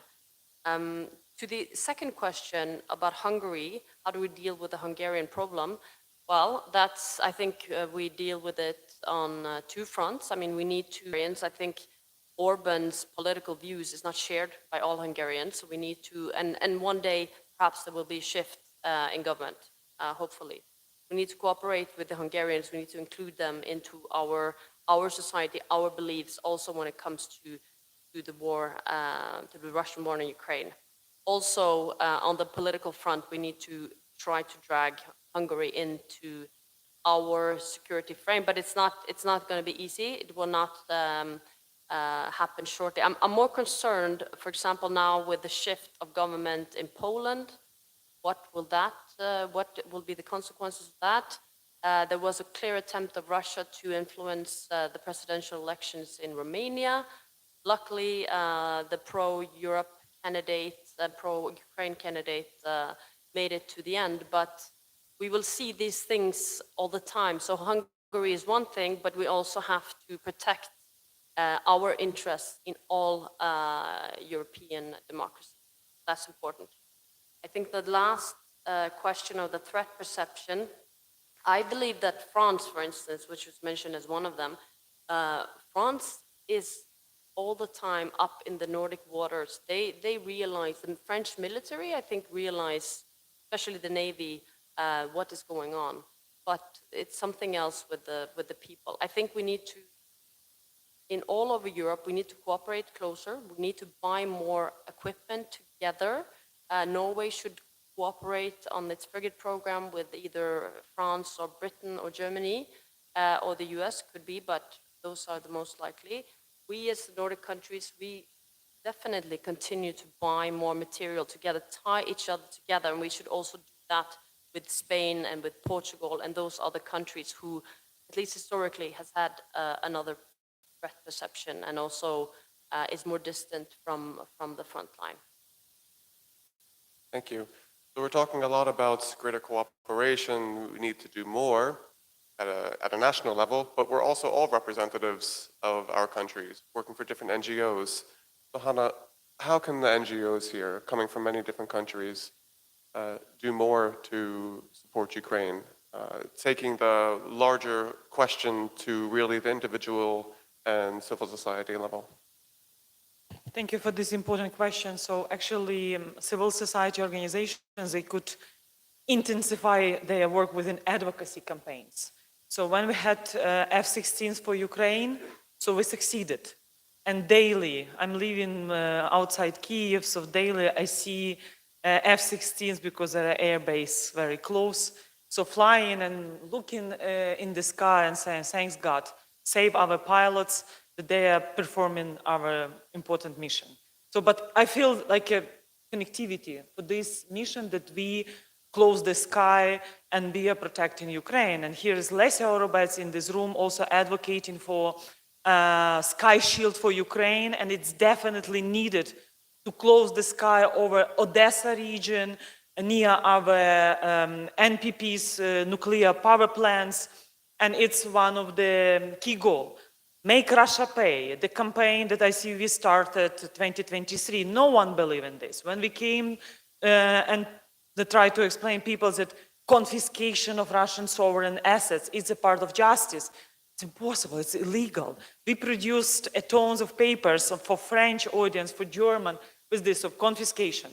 It's important. Recognition of Russian aggression as a genocide. It's another important campaign because Russia should be held accountable. So now when we are talking about Baltic Sea region, so the blockade of Russian sanctioned vessels, which are empty, trying to enter the Danish straits in the Baltic Sea, and then in Ust-Luk and Primorsk, Petersburg, they try to fulfill with the oil or oil products. This is what you could do even without the decision of the European Union. This is what I mentioned at the beginning of my speech, these double standards. When Russian vessels under EU sanctions are in Norway doing intelligence, so guys, today you are receiving some tiny economic profit, but tomorrow you will see subversive acts destroying your underwater channels. So this is how Russia and China preparing different subversive activities in your area, which is really important. Also, good Russians. Show me the good Russians demanding confiscation of Russian sovereign assets, demilitarization of Russia, and actually saying this is Putin's war. Sorry, it's not Putin's war. It's about Russian imperialism. And the response for good Russians approach, invite representatives of national minority, representatives of republics, which are in captivity. Because, look at the 6 republics of Povolzhia, Idel-Ural, Tatarstan, Bashkortostan, Mordovia. Many of them joined the Ukrainian armed forces because they truly believe that the victory of Ukraine will become the end of the collapse of the prison of nations, which modern Russia. The biggest fear of Putin, I remember this video in December 2021, when Putin was debated with Mr. Sokorov, when Sokorov blamed Putin saying like, Moscow is the capital of Moscow. People in Moscow don't care about Ichkeria, Yakutia, And Putin was very angry and was like telling like, you want Russia became, you like NATO, you want Russia became the size of Moscow. So you know that the biggest fear of Putin, this is the Soviet Union collapse. So the biggest fear of Mr. Putin is the Russian Federation disintegration. And also the biggest fear of Putin that we don't care about Russian aggression. This is the biggest fear. He bombs us daily, expecting this psychological informations will result in Ukrainian surrender. Never. It makes Ukrainians even more angry and more creative, more technologically advanced, actually to do all campaign to revenge. And also, I think people here, you have to talk to explain the history, because now it's much easier. But I remember our campaign when I was telling the stories, like asking people, please raise your hands who visited Kiev. People who raised, okay, have you visited St. Sophia Cathedral? No. But you should definitely visit St. Sophia Cathedral. Why? Because when Kiev had churches, cathedrals like St. Sophia Cathedral, Moscow didn't exist. So, and you Vikings, you know our royal connections. So this is also, you have to explain that Ukraine belongs to European civilization. We are part of Europeans' DNA. Compared to, of course, in Putin's imagination and in their vision, they want Europe to be back in the grand Eurasian sphere of influence. And if you ask Europeans, what is in your imagination? So, like, we have Ukraine. Ukraine is our shield. We are not the shield forever. It's great to be optimistic, knowing that there are Ukrainians which keep fighting. But the speed, if North Korea gave Russia 7 million of artillery shells, 7 million, Europeans managed to give us, with the delay of half a year, 1 million. So your optimism sometimes is cemented by the blood of Ukrainians. And it shouldn't be like this. So this is why I want to be practical. So now Europe is finally talking about defense union. 2 weeks ago, we organized our ENS network, ICUV, organized a big forum in Brussels with Andrius Kubilius. And Andrius was telling to everyone, we are now adopting the regulation of safe loans, this security assistance for Europe, as a defense instrument with 150 billion of euros, which is a great opportunity for Ukraine defense industry to cooperate together with the Europeans. But honestly, when Andrius mentioned that among European countries, there is competition, who will get more money and will produce for themselves, and zero readiness to give this weapon to Ukraine. And I try to explain that, look, with Ukraine, Europe has a chance to defeat Russia and axis of evil. Without Ukraine, we all be defeated. So it's not about competition, who will collect more weapons. If you don't understand the modern warfare, how will you use this weapon? Guys, it's about giving Ukraine in time the more possible to defeat today, that the enemy will not be in your territory tomorrow. So this is my message. It's about these synergies. It's about this real cooperation when Ukraine managed to produce one of the best drones. If you need to produce tanks, but ask military experts, do the modern battlefield need more tanks, and which type of tanks? So there are many serious questions for military, for intelligence. I will not talk about this, but it's also about the perception of the threat. It's about psychological preparedness and actually even mental preparedness of your society to be ready. So this is what I would like all of you to think, that this is about common security. And when I hear in Europe, we have to prepare for confrontation with Russia. In 2026, 2027, 2029, Ukraine needs to buy time for us. And I say, what? Just this confrontation with Russia? Really? Maybe you should start preparing for confrontation with Russia, China, North Korea, de-sovereignization of Belarus within 11 years of Russian aggression happened already, and you are just in your strategies prepared for confrontation with Russia. You have to change your language and be prepared for confrontation with excess of tyrannies. This is the right approach.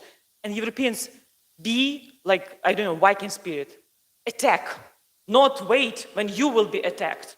Proactively, preventively attack your enemies. This is the way how to work with the beast. Otherwise, he will kill you.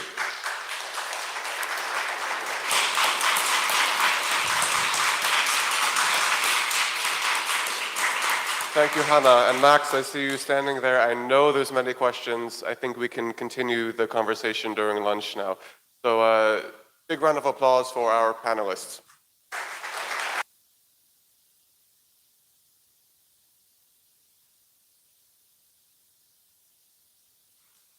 All right, very nice panel. Our next point in the schedule is lunch. A light lunch will be served in that coffee room, so please enjoy, and then please be back at 12:50. It looks like we are more or less ready to start the second part of our conference, today's conference. My name is Irena, and I will be the host for the further conference plan today, and I'm glad to be a part of today's event, and thank you for Max, who was leading us so perfectly and so smoothly throughout the day. And now I will try to do the same work as good as I can. So we see that we had the lunchtime, and now we are a bit over the time, but that's good. It's very nice that people have chance to communicate and share the thoughts regarding the issues we have been speaking about here. I must say that we had really deep discussions in the first part of our day, and I do know that the discussions will be even hotter during the next part of our conference.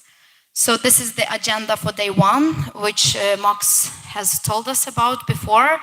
And as we see that we are moving to 1 o'clock now, and the smooth reminder that after that panel, which we will hold now, we would like you to, after a coffee break, to gather together in this room for making the group picture.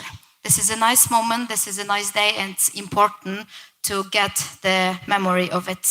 So it would be nice if we could be more organized for making the group picture. So, and as I said, we are moving to the next panel of today's conference, and this is the panel of Nordic Baltic Aid Strategy for Sustainable Peace. And we have the moderator of this panel, Alina Zubkovic, which is the chair of Nordic Ukraine Forum. So please welcome.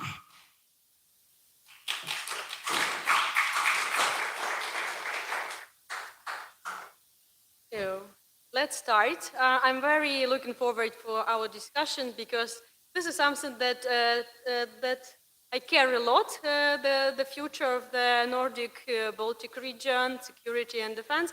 And I have very fantastic speakers with me with a lot of experience. I couldn't wish better experts for this particular panel discussion. So let me introduce them. Here is Mykola Beliskov, who is the Ukrainian military analyst, senior analyst at the Come Back Alive Initiative Center. Welcome, Mykola. Hans-Petter Mittun, Norwegian military expert, non-resident fellow at the Center for Defense Strategies and also the former defense attaché to Ukraine. Welcome.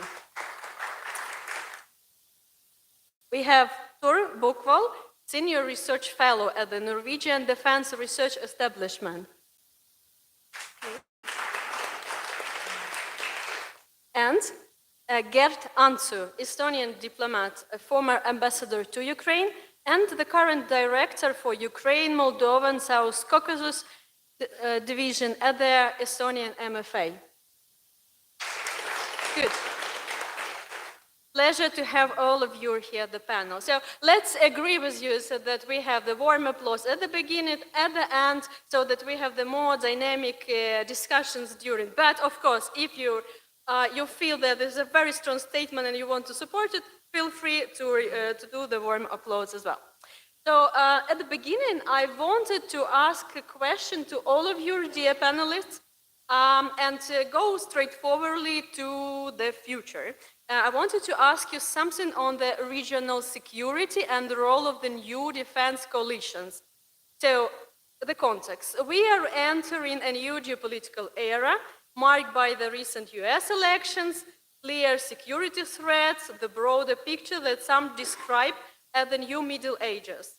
NATO, while still central, faces doubts about the cohesion, ability to act decisively, and in light of the shifting landscape and again the backdrop of the full-scale war in Ukraine, how should the regional future security architecture look like? Do you see the development of an integrated NBA defense coalition as a realistic and necessary alternative or complement to NATO? Long question, but basically future of the security and NBU as the perspective for that. Is anyone who would like to volunteer to be the first? Thank you. I think now at our institute, for the first time, we have one scholar specifically dedicated only to the Nordics. That has never happened before, and I think that says something about the importance we in the Norwegian Armed Forces see in Nordic cooperation. So your question was, is it realistic and necessary? Unequivocally, yes to both. It is necessary, and it is not only realistic, it's already happening to a large extent. Is it a complement or an alternative to NATO? Definitely a complement and not an alternative. But I'm going to elaborate a little bit on that, because it depends on kind of what security challenges we're talking about. If we're talking about challenges to the security challenges to the Nordic region, in some sense of what's happening to Ukraine at the moment, it's definitely necessary to have all of NATO, and the Nordics cannot deter something like that on their own. They cannot fight it on their own, I think. But, and therefore NATO, as to some extent, as we saw it before, is necessary. However, we do know, or we have seen, that the Americans are shifting their focus to the Pacific. We still have some hope that they will also have an eye on, that they will still stay in NATO and also have an eye on Europe. But things are changing, so we need to realize that. So, for example, something that could be in between the just Nordic cooperation on security and the old NATO is what the Brits started with the joint expeditionary force concept, where you have the Nordics, the 8 Nordic countries, also Nordics and Baltic countries, and UK and the Netherlands at the same time. So stuff in between stuff like that could help with the larger scenarios. If we go a little bit down on the scale in terms of threats to security, and I'm not going to go on forever, but I just want to finish on this thought. I think the Nordic cooperation, Nordic-Baltic cooperation in terms of security could be especially important in situations where Russia is using a limited amount of force very quickly. So I know, for example, and there's no secret to this, that a worry that has been part of Norwegian defense thinking for a long time, also before things started to happen in Ukraine, is that there may be conflicts with Russia that are too big for Norway to handle on its own, but too small for NATO to get engaged in. Especially if Russia uses a limited amount of force, achieves a result very quickly, and stops, says to the rest of the world, we have achieved our goal, we are not going to go any further. Will then NATO risk World War III for this? We cannot be sure. So I'm thinking in these kind of in-between scenarios, especially defense cooperation within the Nordic-Baltic 8 could be of specific help.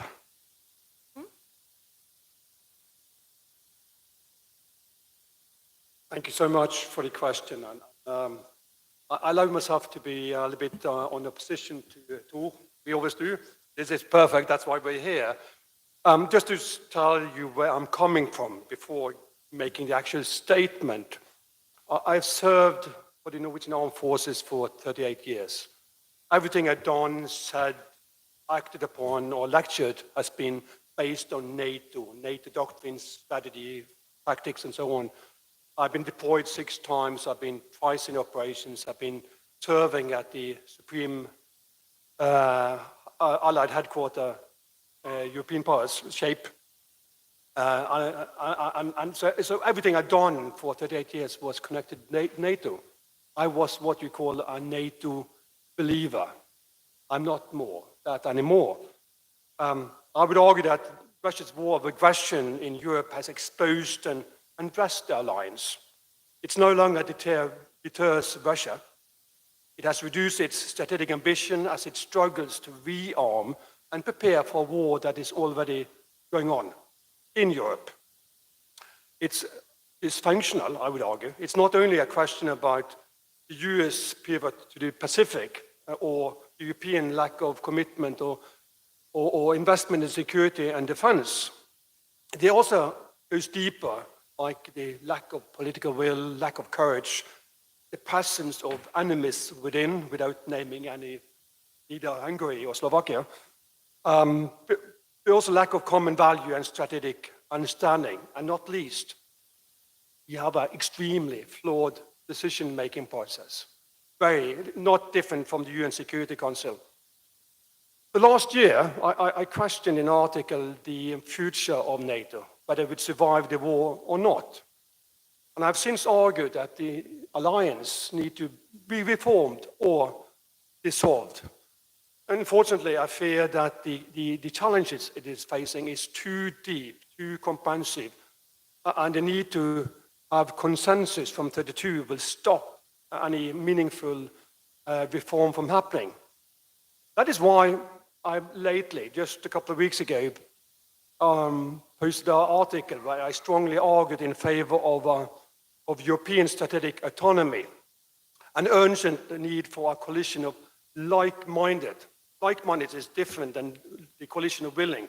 Like-minded means that we have a similar thinking, prioritization, mindset to our values and so forth.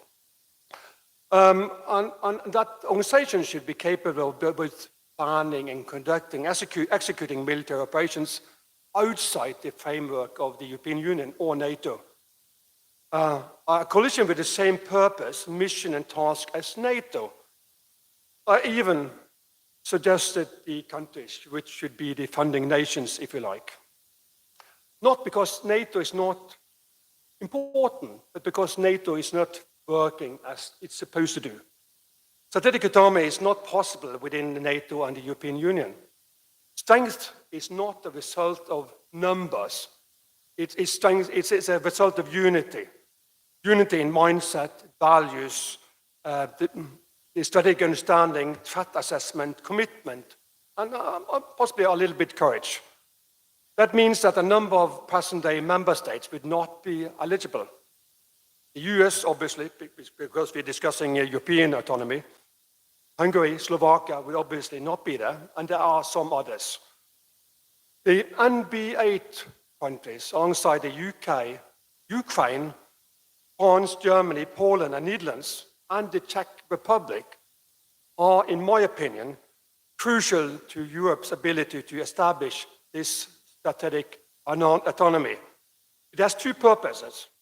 Not only about deterring Russia, but also to become a true partner, not a client to the US.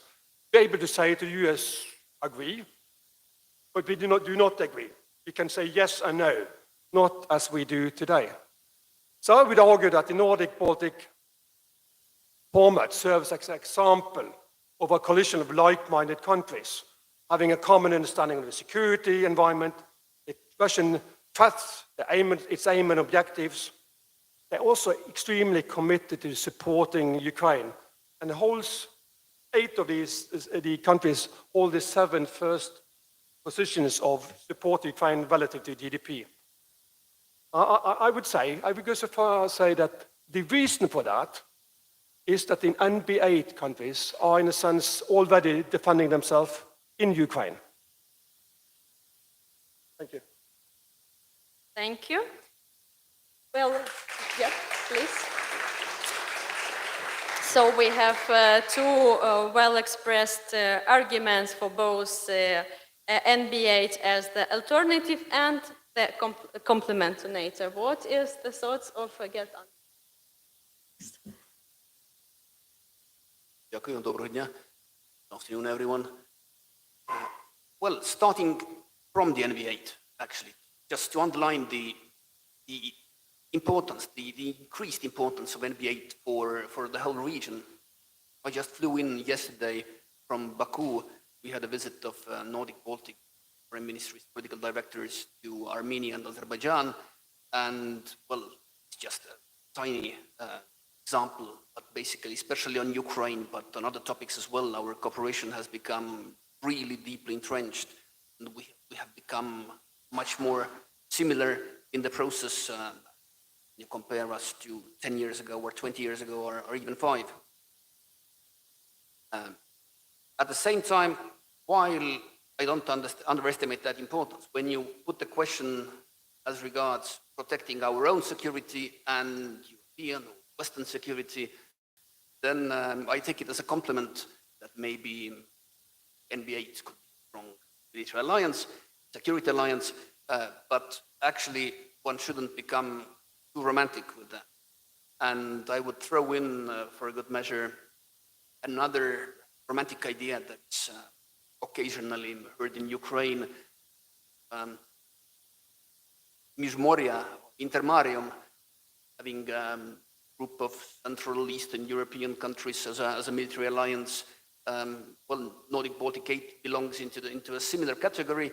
Well, because I imagine from a Ukrainian perspective, it's easier for you to work with us because, well, we are close to you, your neighbors, your close friends. But we still, I mean, not being a military person myself, but still, it's blindly obvious that to counter Russia, we still need more military strength than our 8 countries or another grouping of 8 or 10 countries could offer. And, well, threat perception is a phrase that has been voiced often today. We should be extremely happy that over the last couple of years, the big European countries, France, Germany, UK, obviously, have come to share our threat perception to a large extent. We don't have to persuade them about the Russian threat. They are doing their bit to help Ukraine as well. And of course, in the future as well, to counter Russia, we need to be together with those bigger countries as well, as the Russian threat is there to stay. The official Estonian position, obviously, is that the bigger grouping should be in the framework of NATO, worked well for many decades. My mandate doesn't allow me to say anything else, but at the same time, I would say that you should also take the words of Thor very seriously about the challenges that NATO is facing and will not be working in a perfect manner. Good. Ola, would you like? Well, I think it's not a coincidence that we are here and it's 81st anniversary of a D-Day when US, UK and Canada troops come to Europe to liberate Western Europe, and it formed the basis of NATO, and for 80 years US was a backer of first resort in terms of security, but right now we are not so certain, not so sure, and it's not very good basis. And right now, as far as I understand, European politicians try to do a kind of soft landing in terms of damage control. They want to make this process of transition from US being a partner of first resort as smooth as possible to the partner at best of the last resort in terms of guaranteeing security, and that's reality we can't ignore. So we are all accustomed to idea that US is a major provider of security.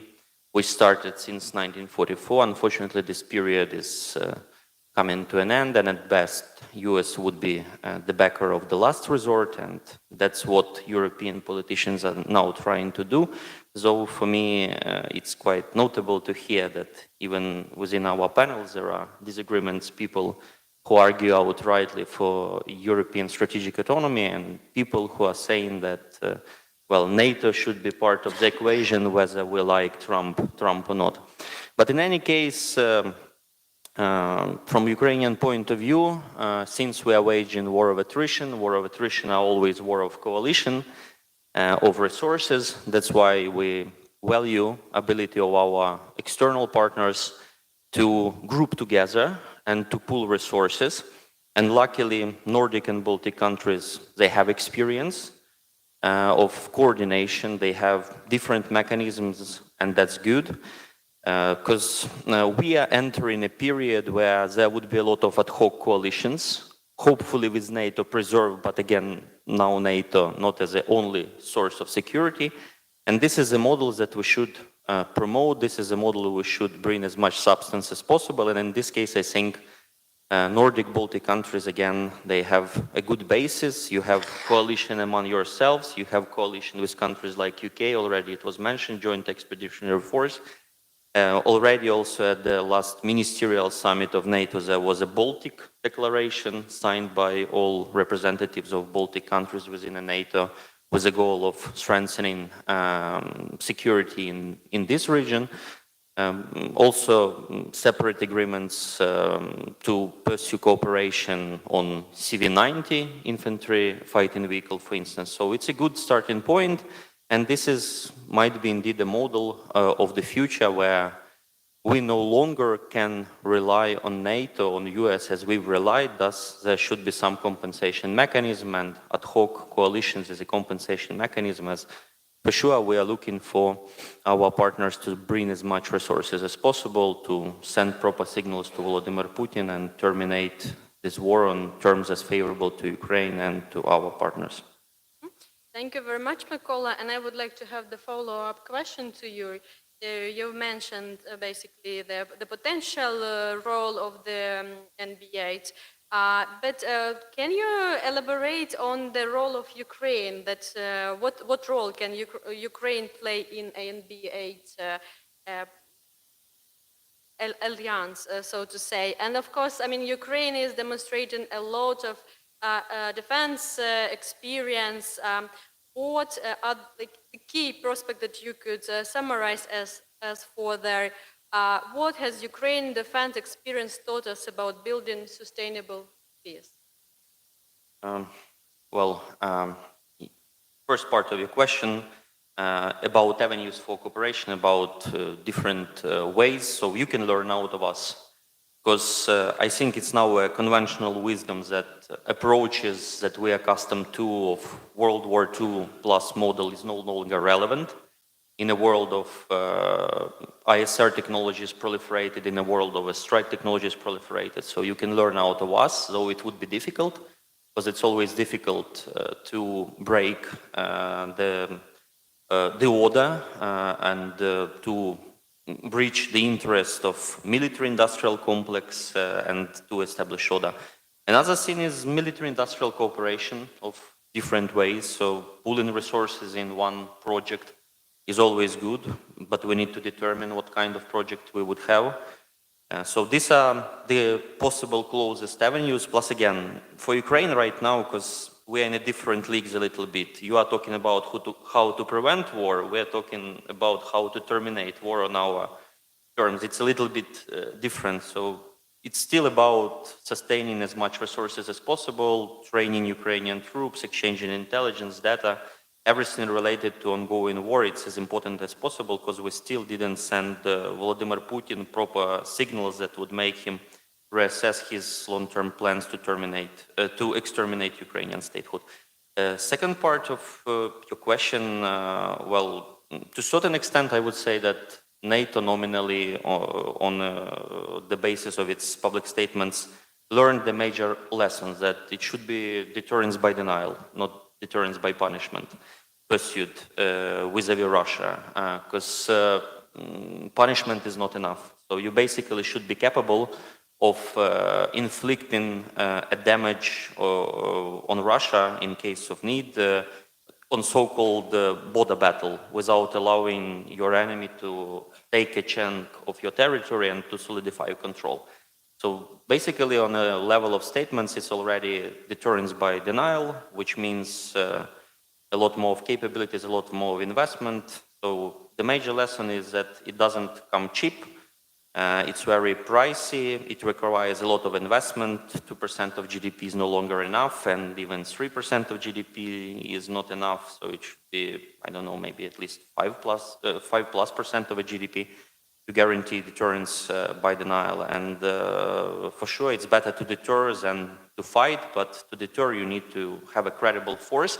And the last lesson is that it's very difficult to deter autocrat with a distorted system of analysis, information, and decision-making. When you are fed wrong information, because autocrats like to be pleased, not to be informed in a proper way, it's very difficult to do a classic deterrence, because deterrence requires a rational counterpart on the other side. When you have not a rational counterpart but a counterpart which is guided by idiosyncrasies of this or that way, it's very difficult to deter.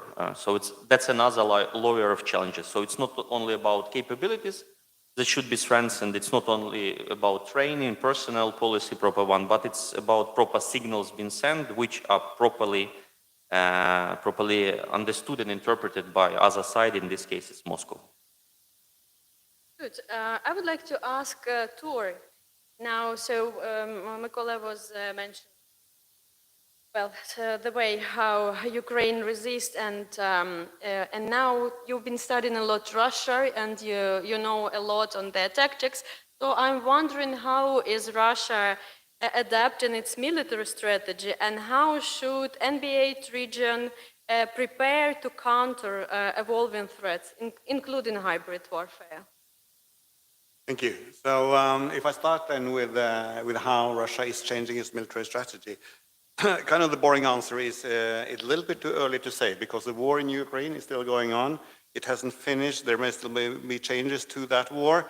And what we do know is that there is an explicit mandate from Putin himself to learn from this war. They're even reinforcing that message throughout the forces, that some even in the Russian military now say that the war with Ukraine, the current war with Ukraine, is going to define warfare for the next century, which is a pretty long time.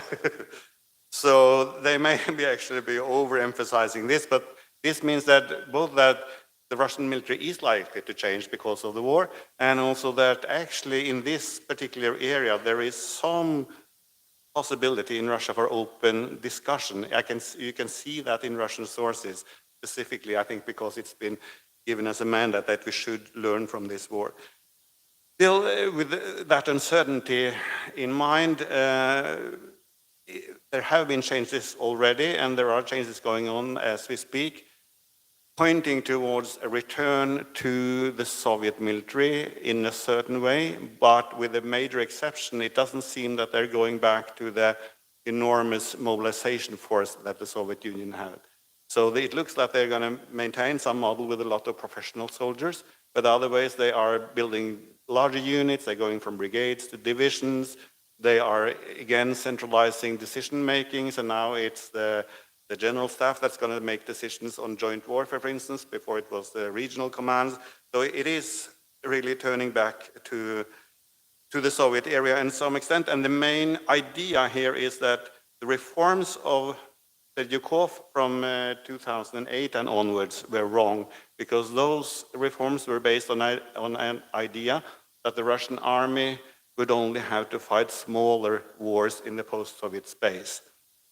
This means that Russia was completely unprepared for a big country in the post-Soviet space. So, and you can see this throughout the Russian military journals.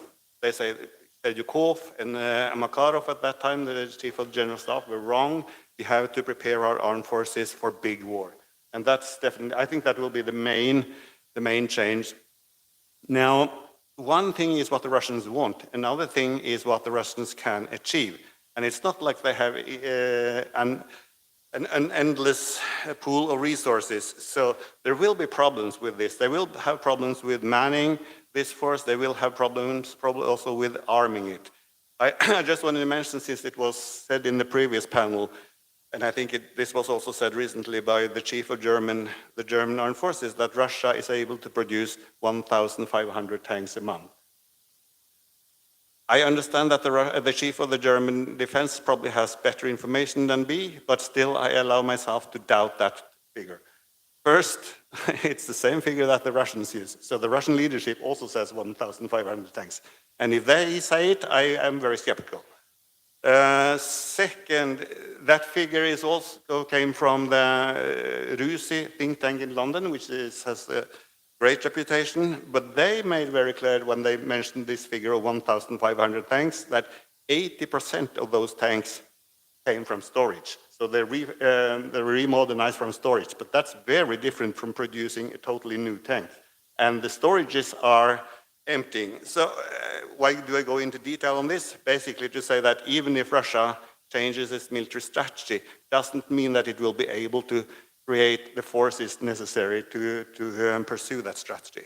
And then I'm just going to finish on hybrid warfare, because I think that is the thing that worries me most at the moment, both because it's already here, and also because, and I've studied this in some detail, it's pretty clear now that Russia is willing to go much further in hybrid warfare than the Soviet Union ever was. It's not like something new. The Soviet Union also did this, but the Soviet Union did not plan to murder the head of Rheinmetall or stuff like that. So they're more radical than they used to be, and I also think that the hybrid warfare thing is slightly independent from the war in Ukraine. They're going, as long as Putin or somebody like Putin is in power in Russia, they're going to continue with this. And it's really is a threat for us here and now. And indeed, we will have the entire panel connected to disinformation and cyber security. So I think that we can talk more on that as well further. And now I wanted to ask Gert, you are the diplomat with a lot of experience, and I'm wondering, what do you think from your perspective? Does Estonia need Ukraine in EU and or NATO? And what would be the key tools, as you see it from the regional perspective, that can be implemented to help Ukraine to become part of this from EU and NATO? Yeah, well, thank you for the question. Short answer, yes, we do need you. Well, first of all, because it's crucial for the Ukrainian people.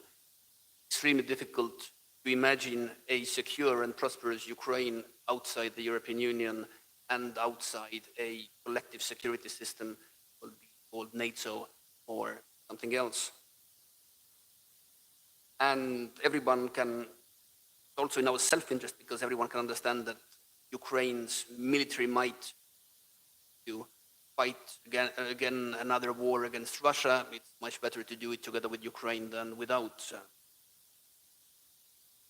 Right, to go more into detail, starting with the European Union, as I've spent much of my career on the European Union and also coordination of Estonian preparations for EU membership. And I have to start by saying that as with the cards, same goes for the tools as well. Ukraine holds some of them too, meaning that for accession to the European Union, of course, still reforms are crucial. I think by now most people in Ukraine have grasped that as well. Well, a year ago, 2 years ago, there was still talk about joining the EU in 2 years.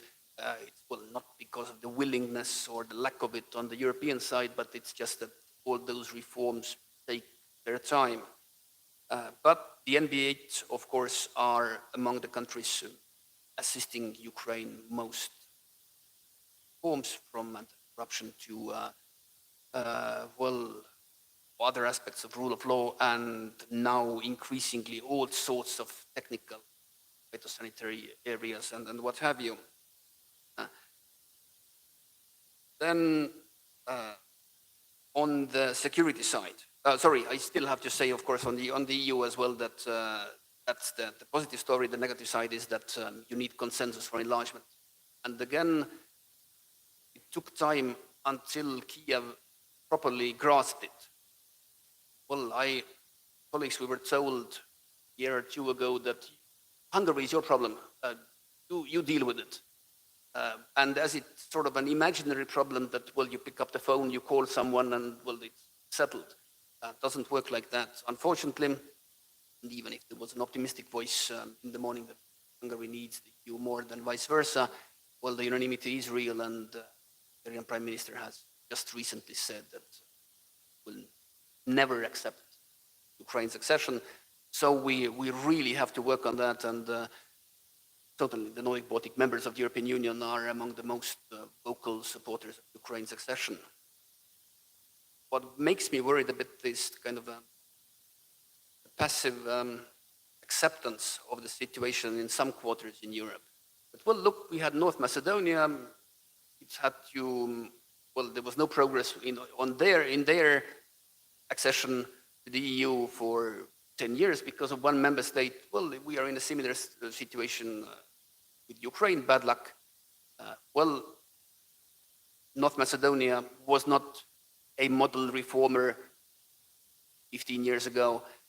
And of course, it didn't fight an existential war like Ukraine does. So making Ukraine another North Macedonia is just not an option. Of course, we will do our utmost to make sure that Ukraine can join the European Union as soon as possible. Right, and as regards security, NATO, we keep pushing, of course, but you need unanimity, you need US willingness, so it will not happen in The Hague. Certainly, what will happen after that, we will see. Somebody said the US administration is there not forever, but of course, 3.5 years in the Ukrainian perspective is a terribly long time, so hopefully things will happen earlier than that. But well, as the Ukrainian conference said earlier today, we should strive to make the impossible possible. Good, thank you. Now I would like to ask Hans-Peter. You already shared a bit of skepticism for the role of NATO, but many will say to you that, well, NB8 region is part of this protection under NATO because there is Article 5, and so an attack on one is an attack on all.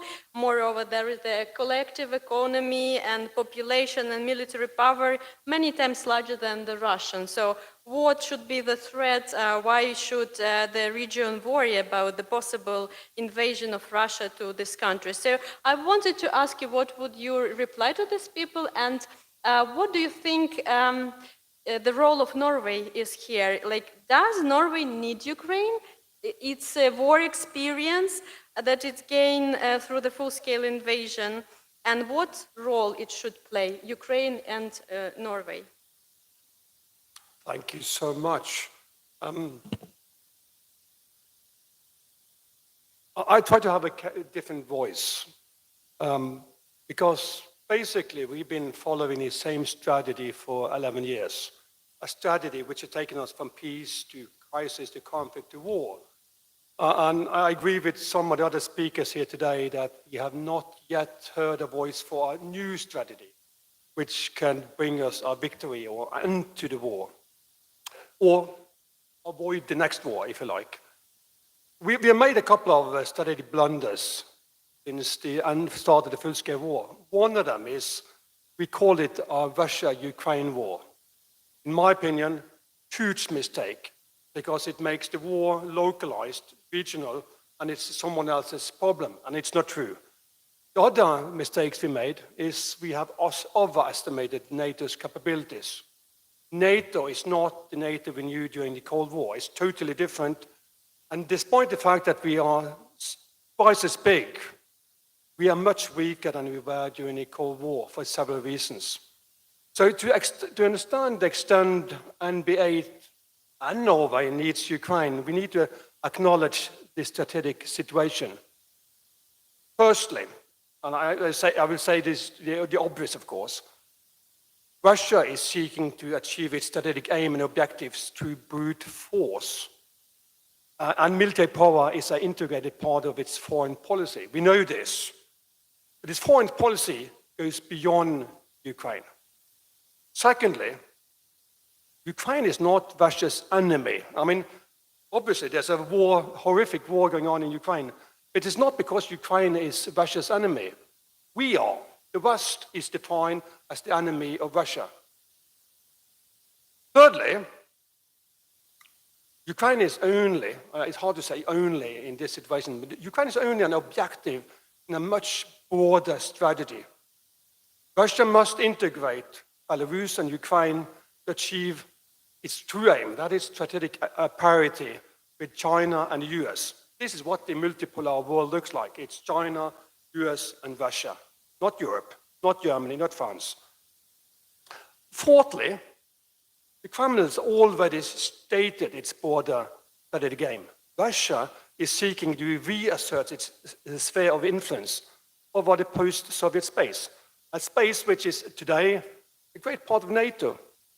They have, as you probably have seen, they have questioned the dissolvement of, or the downfall of the Soviet Union, saying that the institutions who are supposed to be involved, they were not involved. So legally, Soviet Union still exists, is some of their statements of recent.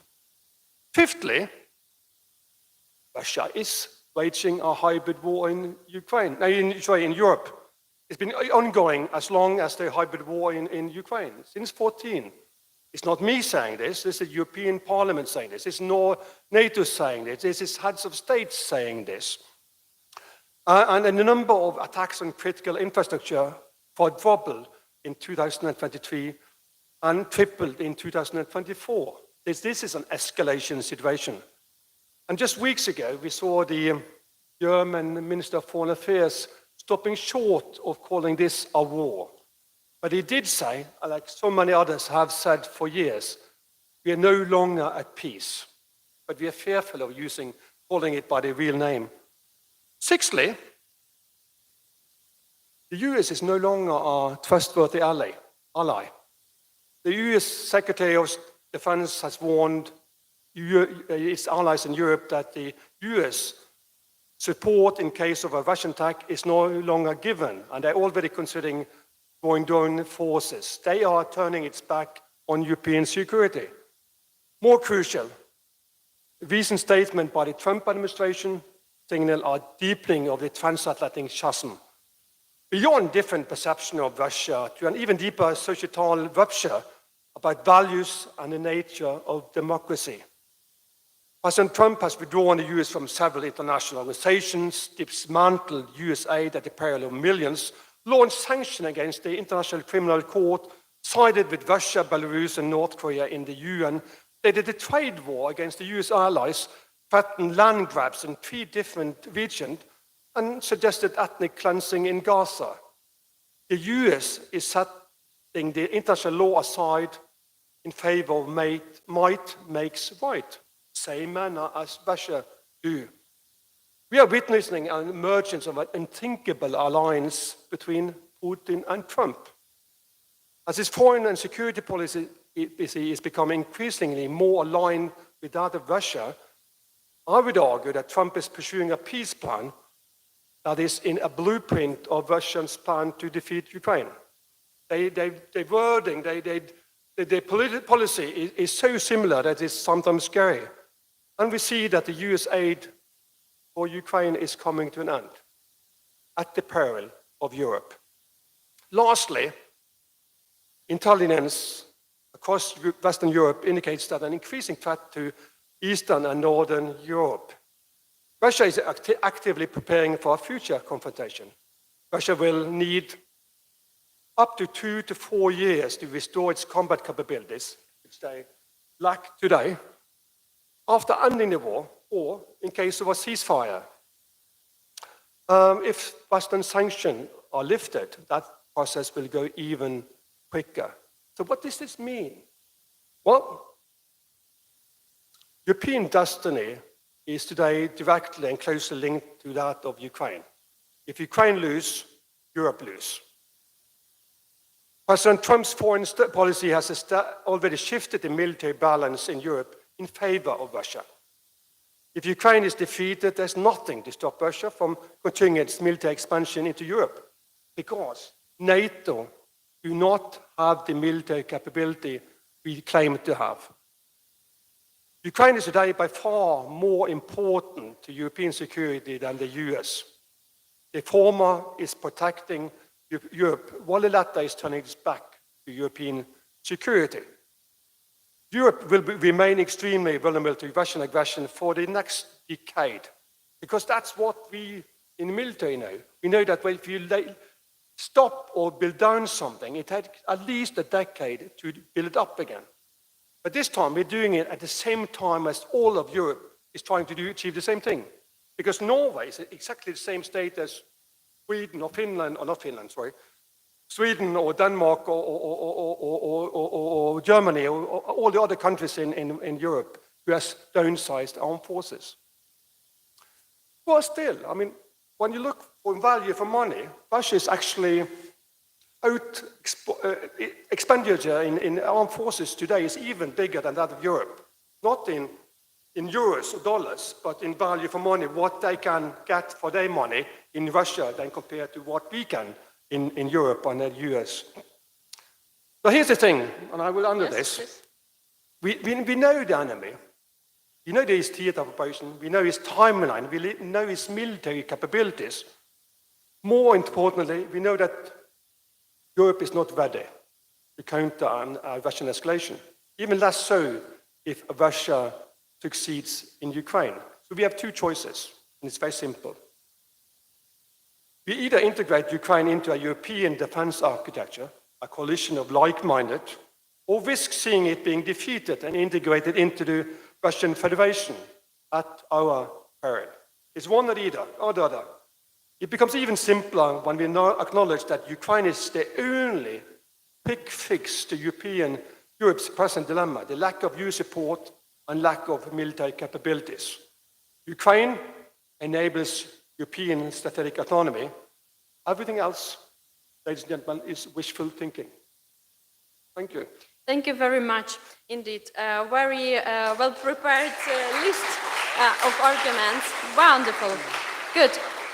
We have some minutes left for the Q&A, so dear audience, please raise your hands. We will collect some of their questions, and then our dear panelists will address them. So you were the first, please. Then Mina. Thanks. So when will Russia invade Nordic and Baltic countries, and how long of a notice will we have when this happens? Okay, thank you. Mina, you're the one. Thank you. I have a question to Hans Petter. Since you don't believe in NATO anymore, do you think that the EU could be an option for Norway? And I also wanted to ask you what you think about my idea that Norway could join the EU in the same accession round with Ukraine and thereby solve the Hungary problem that we talked about earlier.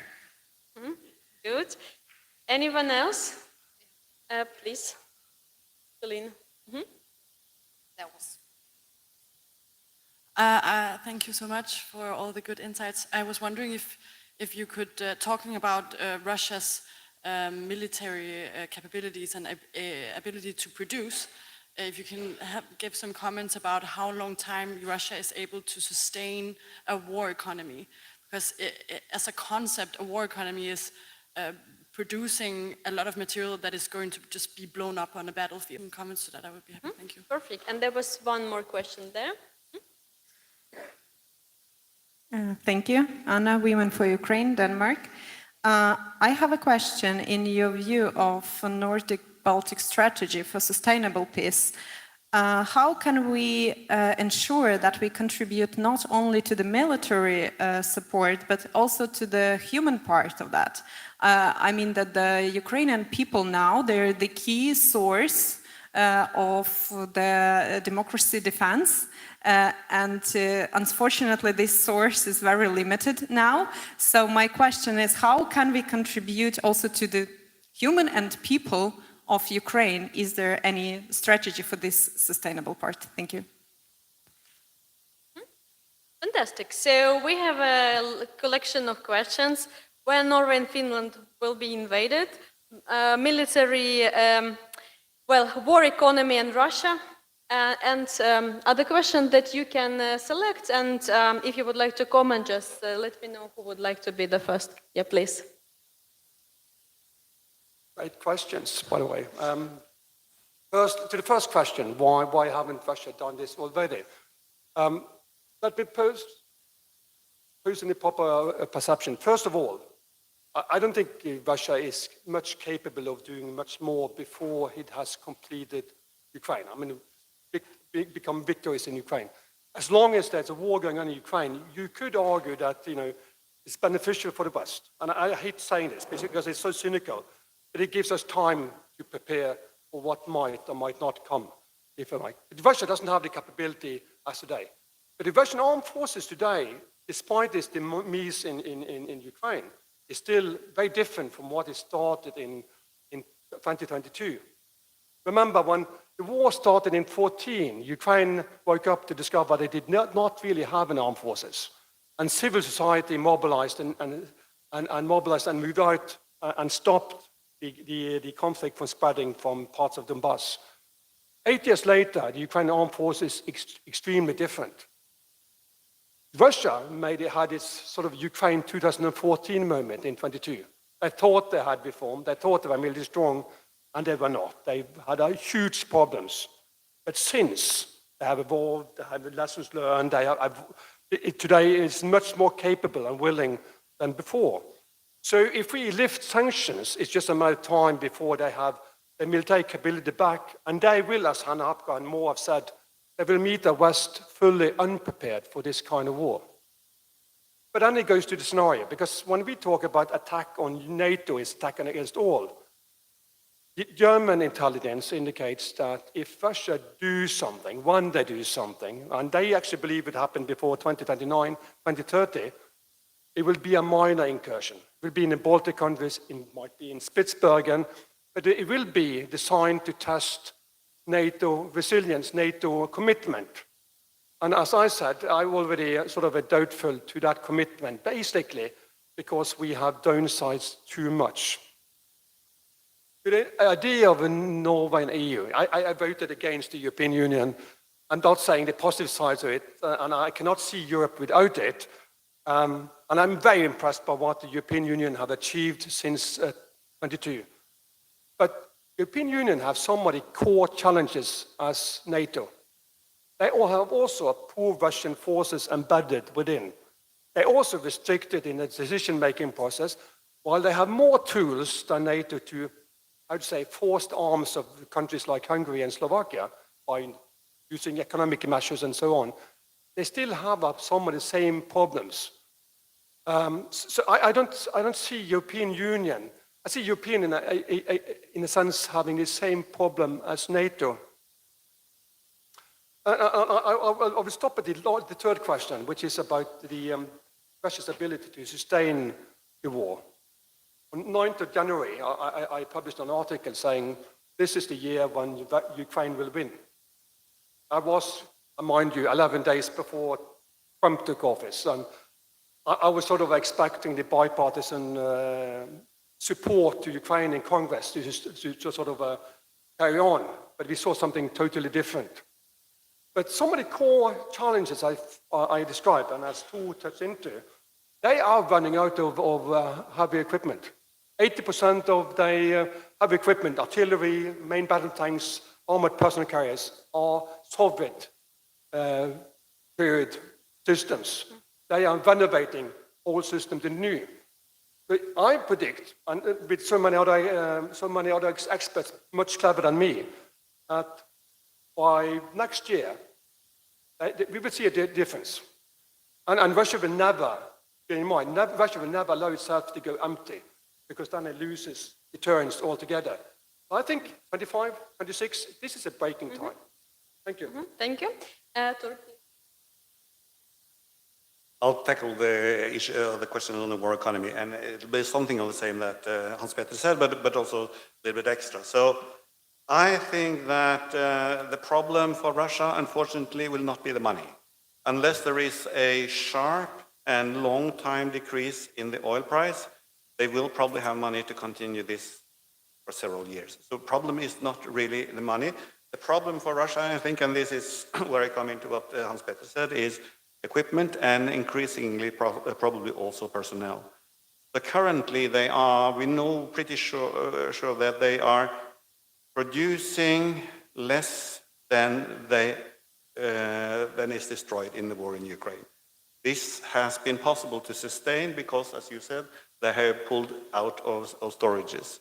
The storages are finite. When they empty, I agree with you, they won't empty them completely because no armed forces will be willing to empty completely. But this may, or it's likely, I think, over, if not this year, then into next year, to slow the speed of the Russian military to the extent that they may be in a situation where they don't stop fighting, but they don't gain anything either. So already now, they are, one figure I've heard is that they have increased the number of people in the defense industry from 2.5 million to 3.5 million. I can't vote for that number. It may be wrong, but that's the number I heard from a good source. Even with that enormous increase, they produce weapons, but still less than they lose. And what do they get out of this? There is a little progress in Donbass, but they still haven't taken Pakrovsk, which they were supposed to take at least by the end of November last year. So even with this major effort, they are only progressing very slowly in Ukraine. So I think the problem, as I said, will not be the money, it will be the industry. And there are signs now also that the personnel is going to be a problem. It hasn't been a problem so far. They have been, I think they have impressed all of us with how good they've been at recruiting people to the front. But there are at least suggestions or estimates now that this flow of people to the front is slowly decreasing. Thank you. Thank you. Gert, would you like to have a final comment, or reflect on the questions? Well, two brief comments. First of all, when will Russia invade? Well, it reminds me of the question we hear frequently, is Narva next? And we don't like that question too. And well, not because of, for obvious reasons, but also it's often based on the logic, well, like from our Ukrainian friends, that we didn't believe that war would start, but it did start. So you don't believe the war will start, so it means it will start. Well, it doesn't work that way. But, well, I don't at least think that it's automatic that Russia would attack. It was explained, well, they will not be ready in the foreseeable future. Well, they were not ready to take on Ukraine as either, but they did, so it's not always an obstacle for them. But the main thing, of course, is to work on a daily basis to prevent it. And we are doing it together with our allies, but on our own as well, that the government is now planning to raise the defense spending to 5.4% of GDP to make sure that there will be no Tallinn in 3 days. And sustainable peace and the human side of it, well, we are also today not waiting, of course, until the end of the war. I mean, paying a lot of attention to that as well, like our Nordic Baltic neighbors, humanitarian assistance to reforms, making sure that Ukraine can join the European Union, starting already a reconstruction, well, in the Tomer region for us, so to make sure that Ukraine will be a better place where people will want to return, because obviously the demographic situation is extremely difficult, and if you don't make the human aspect work, it will not get better. Thank you. And Mikola, please. Conclusions, comments? Yeah, thank you. Well, first of all, I think that we shouldn't be that, not optimistic, but think that Russians would follow what we think. So I've just heard that Russians had problem of regenerating power in classic sense. That's right.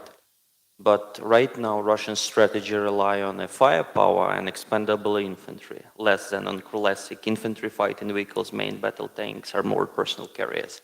And there is a risk that, unfortunately, Russia can sustain this model a little bit longer than we think. So Russia won't necessarily fight as we are accustomed to, and that's the problem. The fact that they are losing main battle tanks quicker than they are producing them, that's right. But we've already seen a model of, I don't know, maybe World War I type, infantry plus firepower. In this case, it's UAVs, glide bombs, of which Russia produced 70,000 a year, just a reminder. And we don't have right now a solution for them. And also classic artillery shells out of North Korea, for instance, plus Russian production. So we shouldn't be that optimistic in this case. With regards to when, we don't have an answer when, but we have a scenario, real scenario. Russia right now agreed to the freezing of the front line and then transfer a share of its armed forces to some place. I don't want to create negative emotional sense to everyone, so I won't name this place.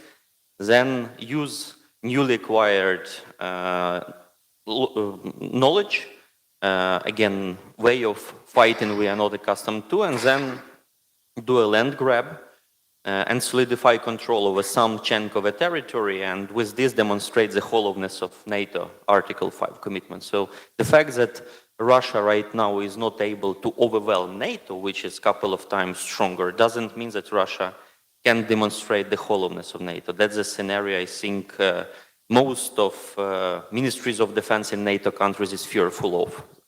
And last but not least, about human resources. The best way to secure Ukrainian human resources is to end this war quickly as possible on Ukrainian terms. There is no other way how we can preserve Ukrainian human capital. And it means finally stop talking. There is a lot of talk. I have a feeling of Groundhog Day all along for 3+ years. And finally, to translate this latent power advantage into actual advantage Ukraine enjoy on the battlefield. That's the only way to preserve Ukrainian human capital in this war of attrition, which we are bearing directly.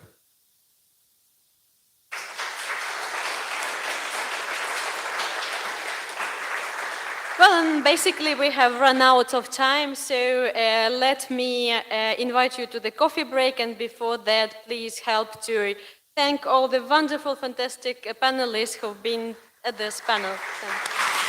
Thank you. Warm welcomes to the participants of the panel. Thank you so much. As Lene mentioned, right now we will have a coffee break, a short one, and then we kindly invite everyone to come back here in 10 minutes for taking a group picture. So please be organized. And here on the slide, you can see that we have a coffee break. So we come back in 14 minutes. So please enjoy. Yes. Thank you. A bit more of your attention. And we have really important question on our agenda today as well, and this is about cybersecurity. So we start our last discussion for today about disinformation and cybersecurity threats. And we have a moderator with us today, Rostislav Yevdekhin, who is senior advisor at Semaphore Consulting Partners. So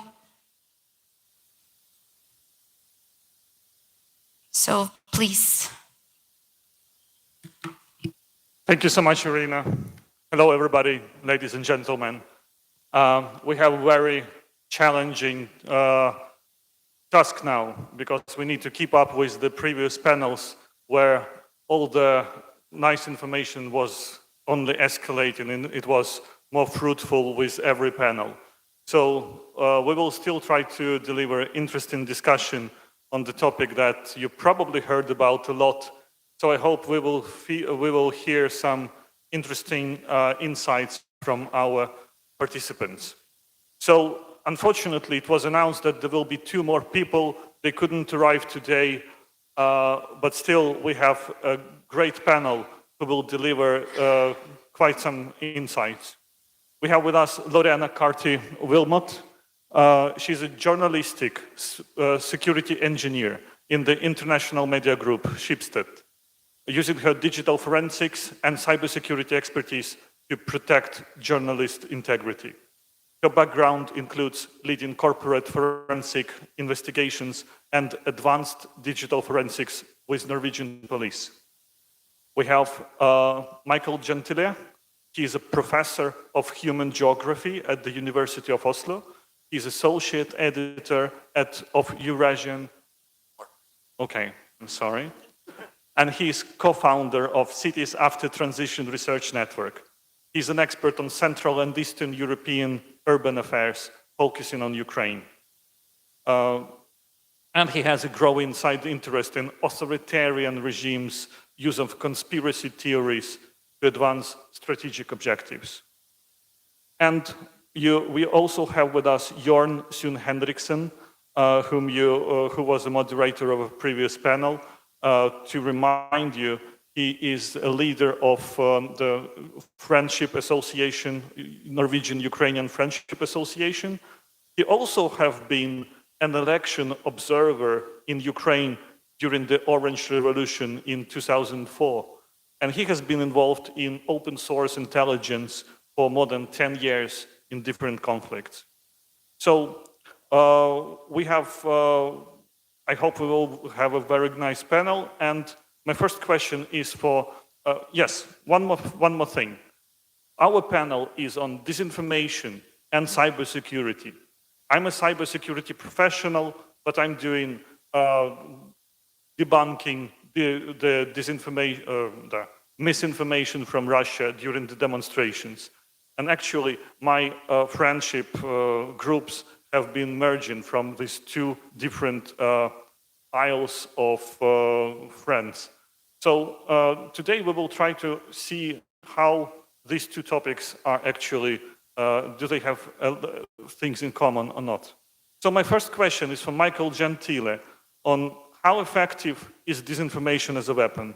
And maybe I'm not right calling it a weapon, but what is the worst case scenario? What can happen from disinformation? So, ladies and gentlemen, thank you for inviting me here. I'll start by saying that I think disinformation, when used as a weapon, as a psychological weapon, is a little bit like a biological weapon. So you drop the spores or some kind of virus, you understand what I mean, and then it spreads. So at the beginning, disinformation is used as a weapon, and then it spreads by itself.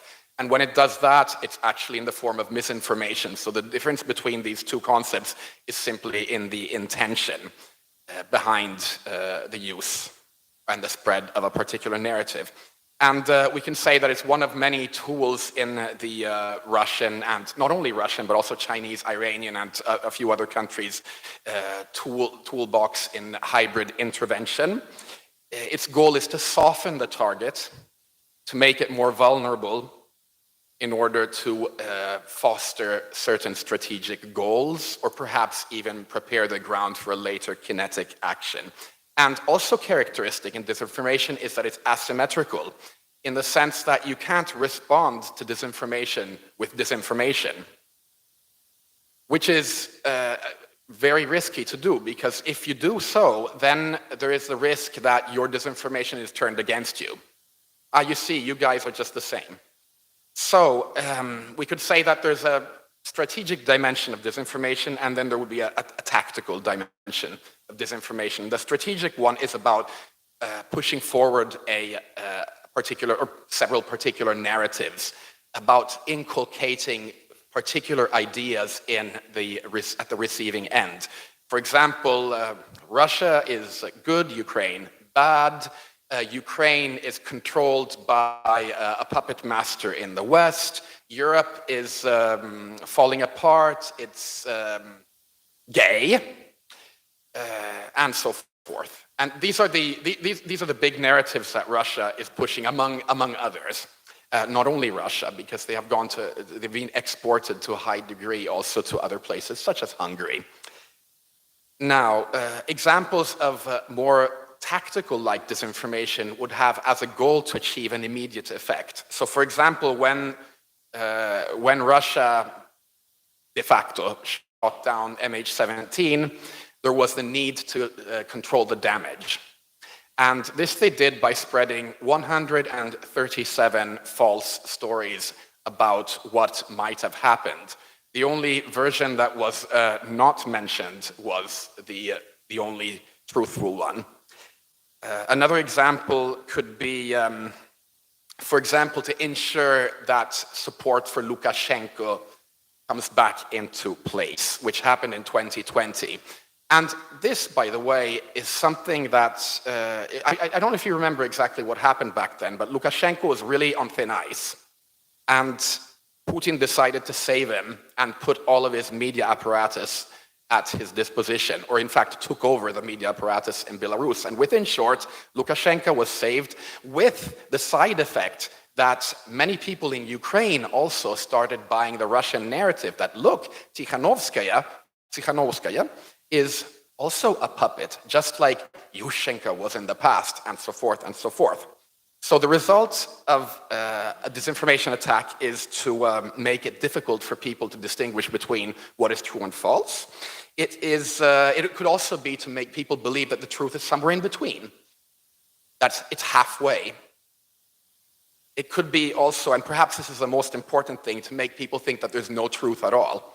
In other words, to promote cynicism and to promote perhaps even more apathy, political apathy in particular, with the goal that whatever else Russia is planning, and it could also be, for example, China and Taiwan and so forth, will be simply more easy to implement. And I would also like to add that disinformation is potentially deadly. Why is it potentially deadly? I'll give you an example just to conclude here, and that is if you take Mariupol in 2022. Now, why did so many people die in Mariupol? The first reason is because people were already a little bit accustomed to the constant presence of the front line nearby, and didn't really take the Russian full-scale attack quite as seriously as was the case, for example, in Kyiv. And then the second reason is because the ground was also prepared significantly. Mariupol was a very strong victim of Russian disinformation for a very long time. Russia would never do something like that. And I'm quite convinced that the delay in departures from Mariupol has quite a lot to do with that. I don't know if you remember, people were escaping from Kyiv on day one. Of course, the Russians were even closer to Kyiv at that point, but that wasn't really the case in Mariupol. Some people were leaving, but most people stayed. And were actually not afraid. They weren't afraid because they had been massaged, an alternative reality had been massaged into their brains. And one thing that we could also say when talking about disinformation as applied to our context is that its goal is essentially to target frictions in society, existing frictions. That in turn will lead to the radicalization of different sides surrounding a particular dispute. With the radicalization comes a certain normalization of radical discourse, and following that also polarization. And I would say that autocrats always have the upper hand in information wars. So again, we cannot defend ourselves by countering the same way. Thank you.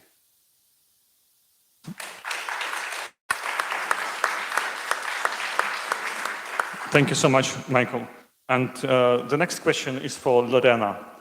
Cyber warfare, is that another example of the hybrid weapon? What is the worst case scenario we are looking at? And while we are talking about the cyber attacks.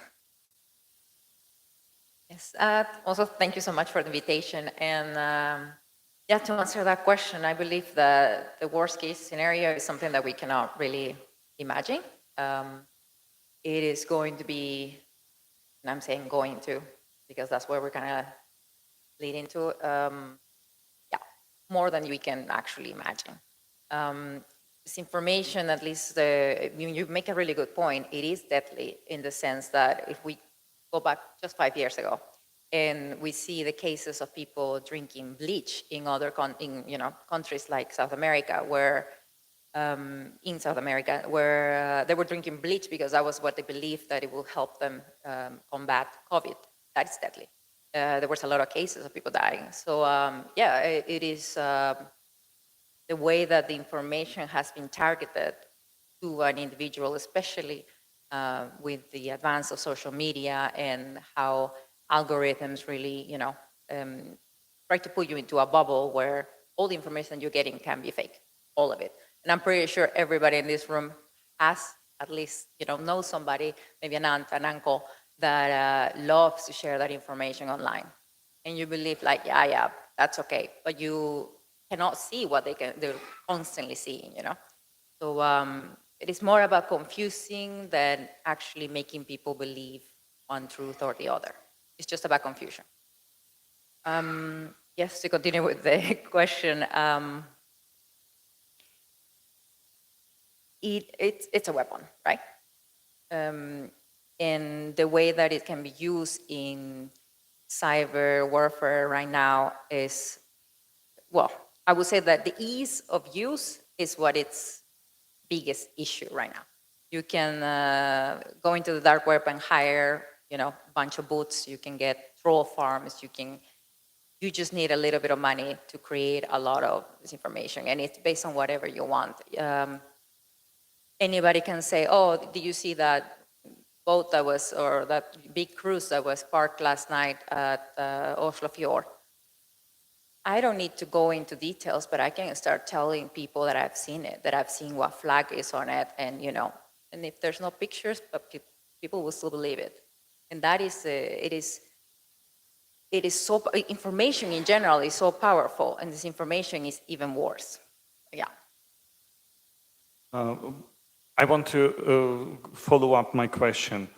If we forget a little bit about the disinformation plane and only think about the cyber warfare, like what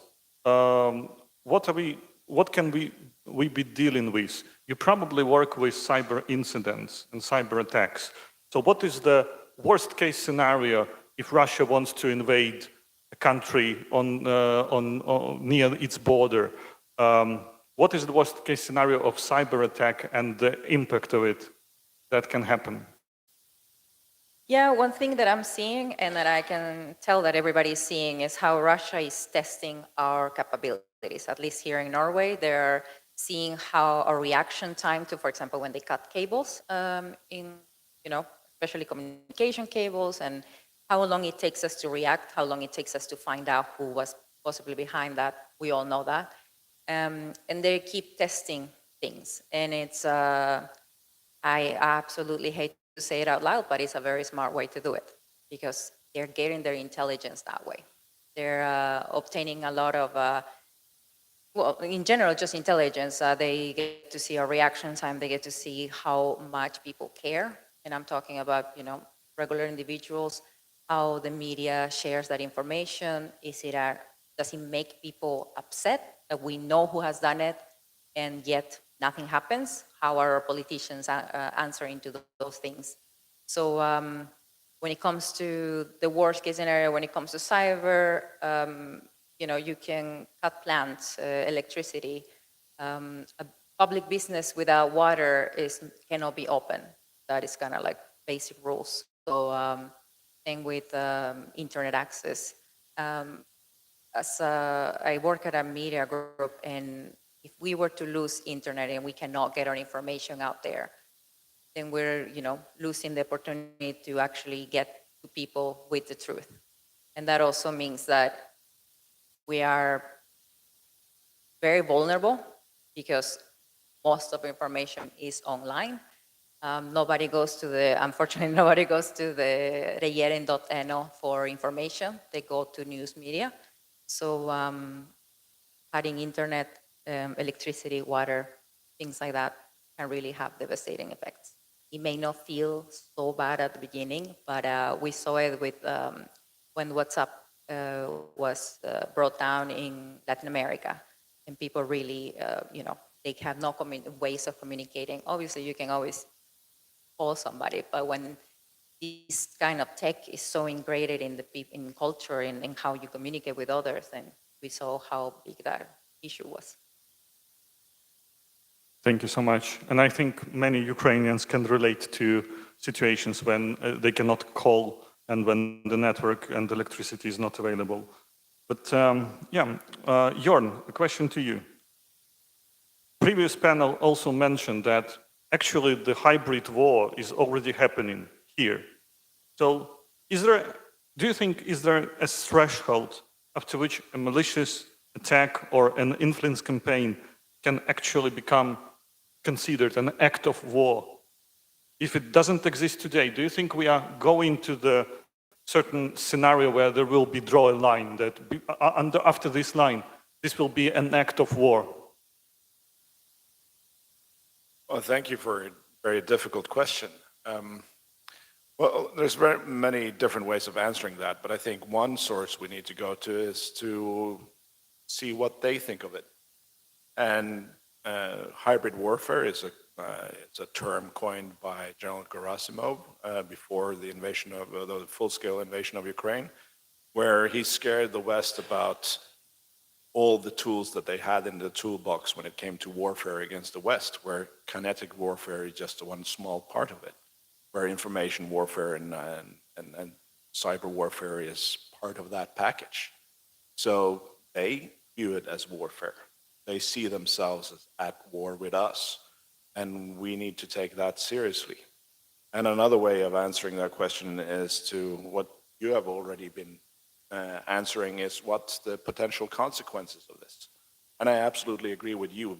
We don't have the fantasy and the capability to see what is the worst case scenario of this. And that comes with a lot of things. I think if we could travel 6 months back in time and tell ourselves what's going on now, we wouldn't believe it because we don't really have the creativity to see how bad things can go. And I think that's true for the future as well. So our armed forces has a slogan which is för allt vi har och allt vi är, which in English is for everything we have and everything we are. And basically, I think that sums up what is under threat. In a worst case scenario, this kind of information hybrid warfare could destroy our liberal democracy, which is basically what this is about. In Ukraine, we know where the contact line between liberal values and autocracy, we know exactly where it is, because that's kinetic warfare. But this war is going on all around the globe at the same time. There's only 8% of the world population that lives in a liberal democracy right now, and the number is dropping. We've had a few elections the last couple of weeks in Europe.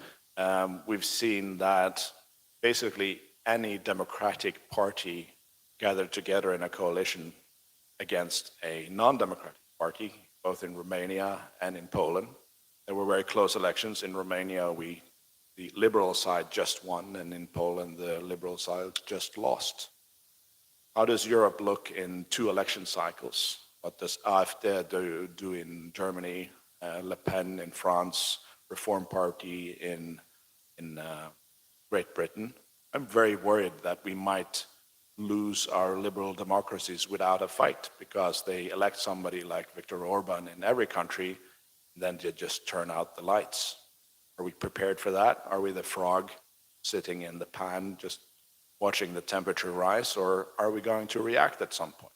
So I think your question is both very scary and very relevant. Thank you. And I don't want you to go back home crying after all this series of talks.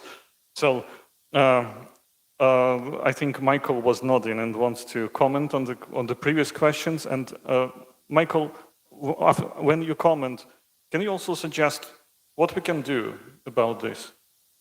Okay, so first of all, regarding the, I'll get to that. First of all, regarding whether this is an act of war or not, I think it's important to emphasize that disinformation has been in the toolbox of Russia, the Soviet Union, and then again Russia for a very long time. So what's actually changed is the effectiveness of the weapon because of technical advancements, I mean social media in particular. And then the other thing that has changed also is that disinformation has jumped into the mouths of prominent politicians, not least the President of the United States, the Vice President of the United States, and assorted politicians, both East and West.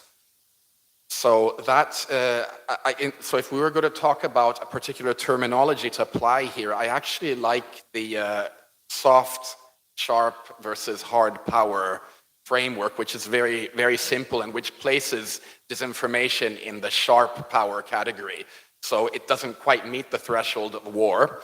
And as I think Finland's Swedish scholar Mikael Wigell also said, it's a little bit dangerous to talk about disinformation as an act of hybrid war because it also lowers the threshold for overreaction.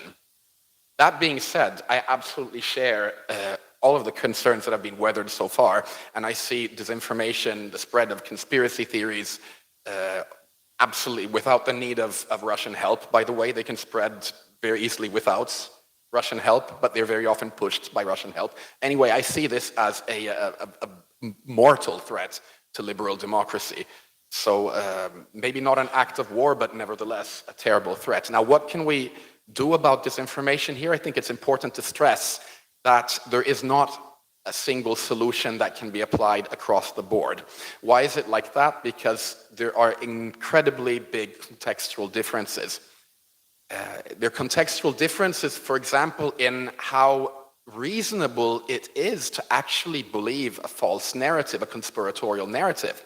So in countries that have experienced real conspiracies, it suddenly becomes, it makes more sense to believe in yet another conspiracy. Whereas in countries where the, let's say, the political elite is more under control, so to say, there is much less of an incentive to be duped. Now, that's one dimension. Then there's other dimensions, socioeconomic factors. We know that belief in certain narratives is associated with social status, level of education, level of religiosity, but in ways that are not necessarily uniform. So for example, when it's about disinformation or actually misinformation surrounding vaccines, then educated middle-class elements are quite vulnerable in reality and not particularly much more than the non-educated groups, for the simple reason that educated groups think that they are educated enough to be able to establish what is true and what is false, even though in fact they're not quite qualified. So, and then, what did I want to say? Yes, and then of course there is the history of manipulation. Disinformation has been a part of Soviet society since day one, and it has had a cycle of belief and disbelief.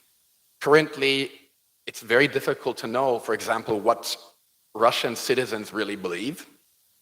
They are perhaps the most exposed to disinformation because it's a constant hammering, day in and day out. So we get our disinformation served through the social media and then occasionally through the mouth of Glenn Diesen, a gentleman from the University of Southeastern Norway that is very well known in this country, pretty much the Kremlin's mouthpiece. But in Russia, it's a constant exposure. And we can assume that that lack of variety also makes the situation a lot more complicated. Now, what can you do? Fact-checking, does it work?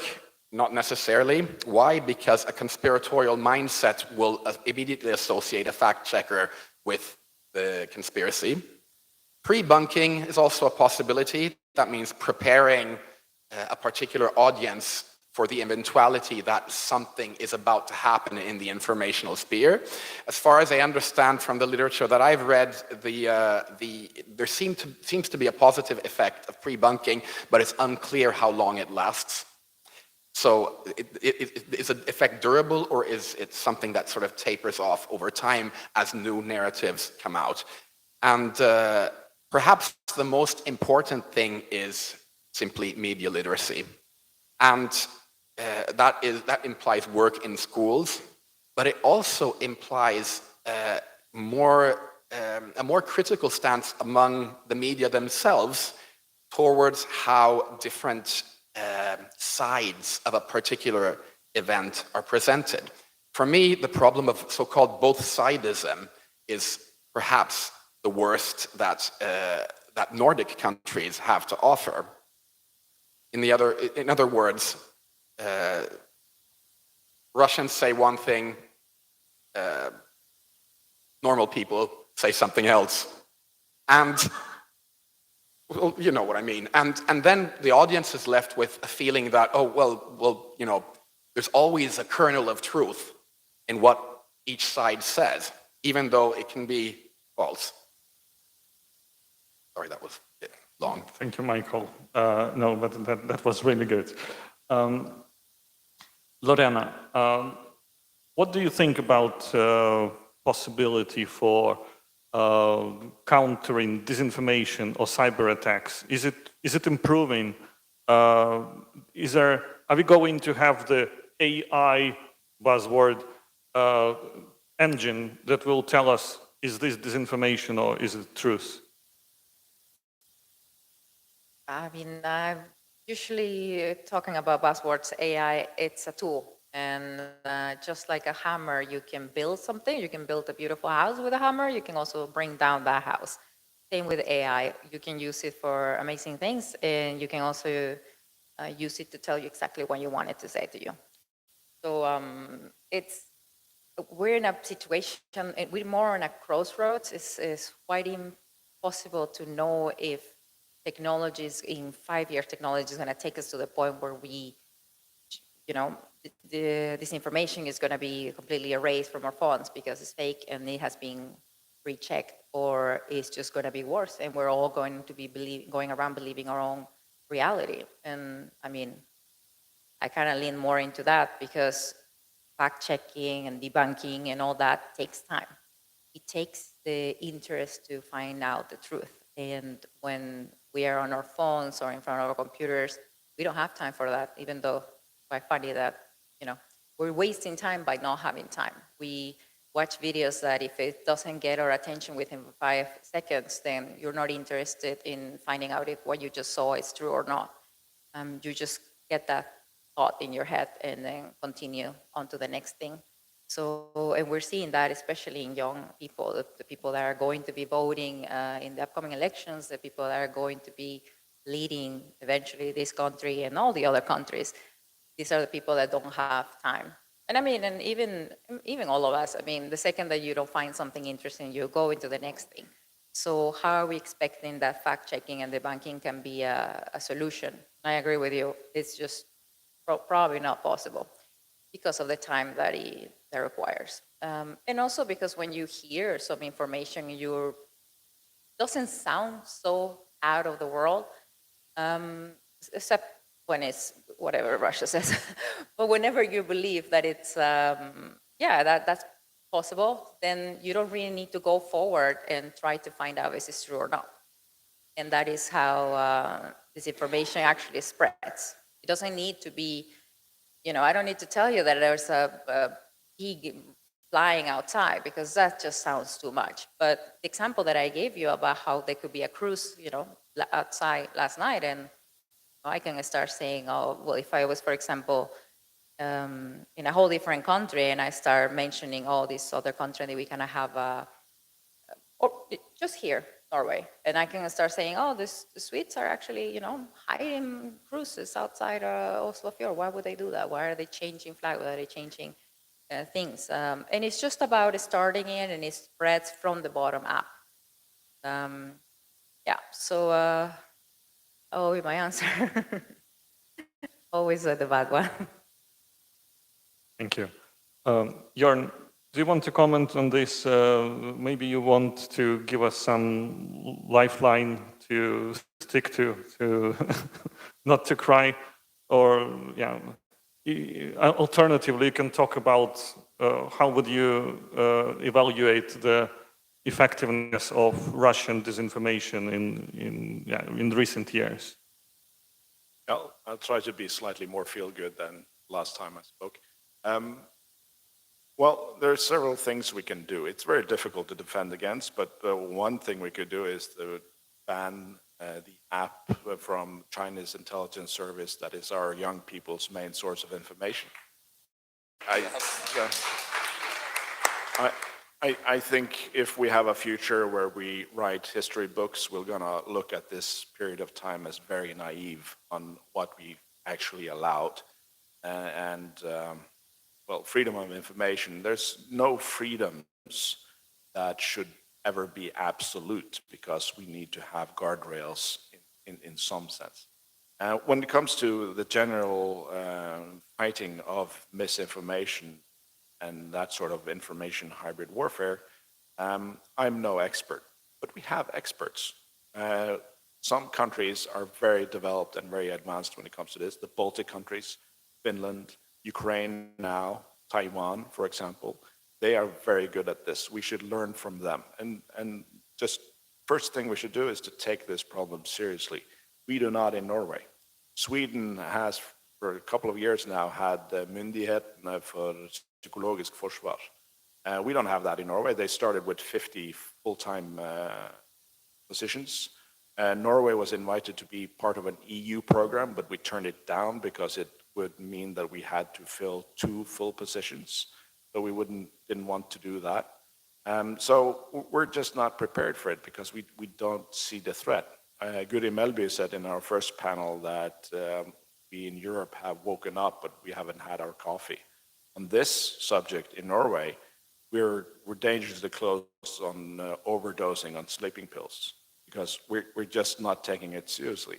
The media is against doing what the Swedes done. They're calling it a ministry of truth.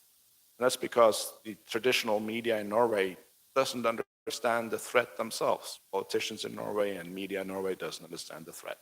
So we could start with that. It's a very low-hanging fruit, is to recognize the problem and start speaking to those who have experience in fighting it.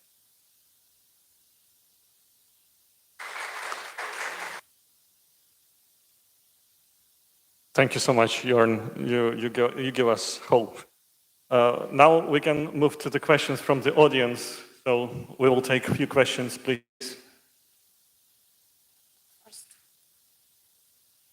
Thank you, Ludmila, and I'm from Ukrainian Dialogues, Denmark. I have questions to get some conclusions, because we understand that disinformation exists, it always existed, and it will exist. It always will target the weak points in society. It will be always different, and there is no general solution for different countries. My question will be then different. Why we in developed countries, when we have European, like Scandinavian countries, when main source of information and free media supposed to be like a journalist, supposed to be like, yes, news, why we see a low, like drop of trust in society? Why do you think it's related that democratic society have main fear because the disinformation triggers, yes, all cyber attacks triggers this like fear, weak point.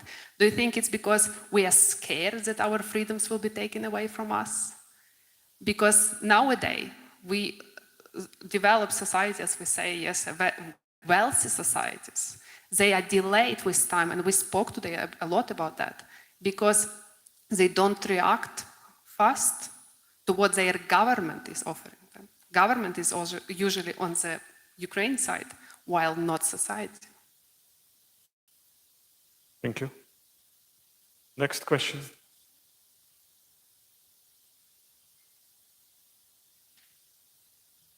Erlend from Tochny and volunteer at Fritt Ukraine. I So I'll start with a statement. The new reality of information is here. We just didn't understand it in time.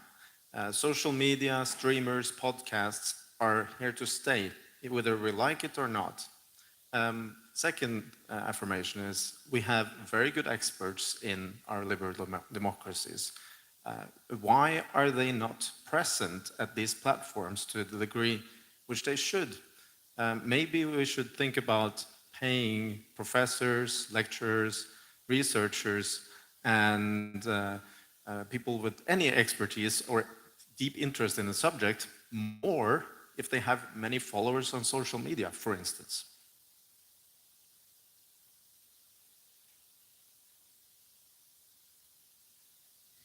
Thank you, distinguished panelists, Vlada, ICUV, and Press of Freedom NGOs. Disinformation and hybrid attacks are really my favorite topics after confiscation of Russian assets and Sky Shield initiative. So what I wanted to ask, you know, Russians are so good in their hybrid attacks because they are working on that, I mean, during decades. They infiltrated Western societies. And what they are good at, they are institutionalizing their propaganda agents. They infiltrated think tanks and Western institutions, and they are good at it. They spend lots of money. It's a huge amount, and I don't think democratic states could beat and, you know, win them in this money competition spending on propaganda. So we can mention Russian Orthodox Church, who is direct agent of Russian propaganda and FSB. Russian friendship houses about cultural. So maybe my question is, could we take particular steps to prohibit these institutions? I mean, directly. Thank you. Nadia Fedorova from Ukrainian Association in Finland.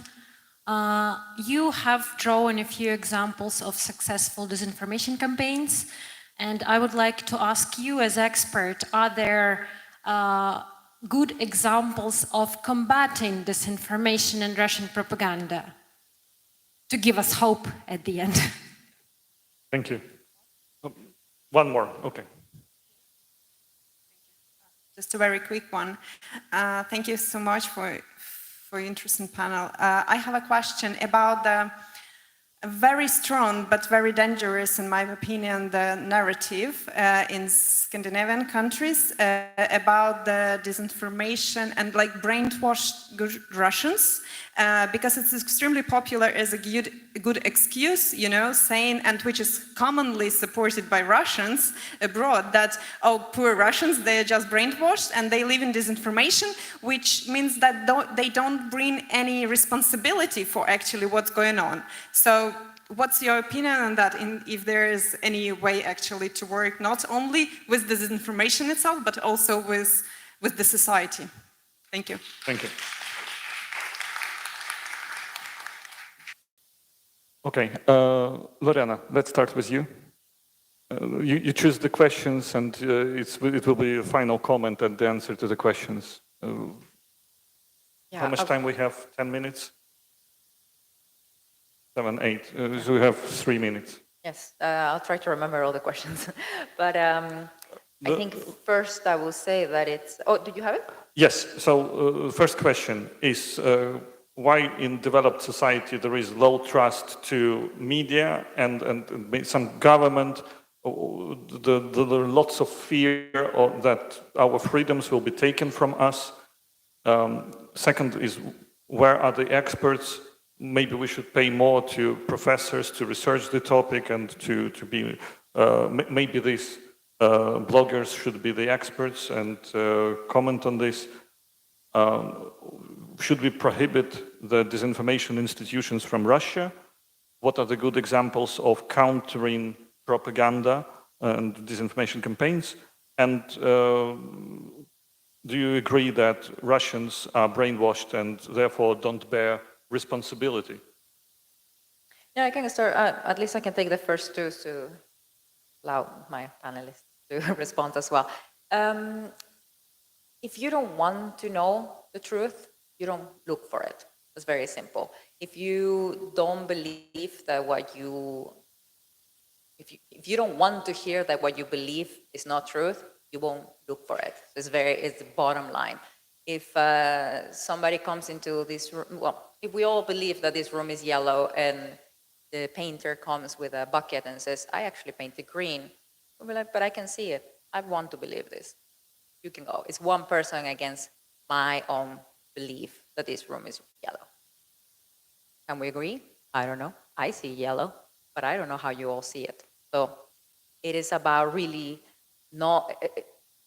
it's about bottom line, not wanting to feel like a fool. You want to believe what you believe from the first time. It takes a lot for people to actually accept that, oh yeah, I made a mistake. I actually believed something that was fake. Nobody wants to be the person accepting that. Maybe, in the privacy of your own home when you actually search for the truth.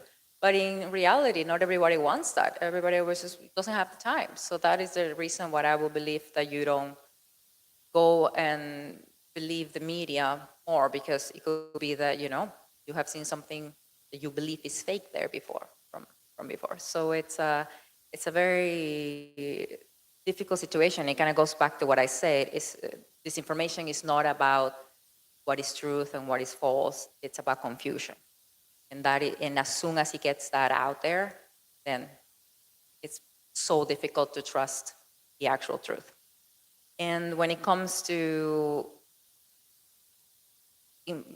companies or organizations in places like Norway, we do have a tank by Faktisk.no, which is an organization that is really working on trying to catch up with what, for example, the Swedes are doing as well. But it is a common effort from a bunch of different journalists and researchers and things like that, and they're trying to get more support, but they're still a small organization, and it really comes from the top. If our leaders don't want people to be searching for the truth, then they're not going to be supporting organizations like that. Thank you. Jørn? Well, to answer the question about good Russians, well, I think everybody has a responsibility. You buy into fake news, you bear some of the responsibility, and you're not only a victim, and that doesn't change whether you're Russian or whatever. So if you're a Norwegian actor and I'm a member of a party that supports the invasion of Ukraine, then you're not only a victim of misinformation, you also have a responsibility to actually have some basic idea of what's going on in the world. So I agree with you. When it comes to, misinformation has always existed, but in this time, like Alan said, we have tools that gives us misinformation on steroids. We have AI, which you mentioned, just mass-produce this stuff and pour it out.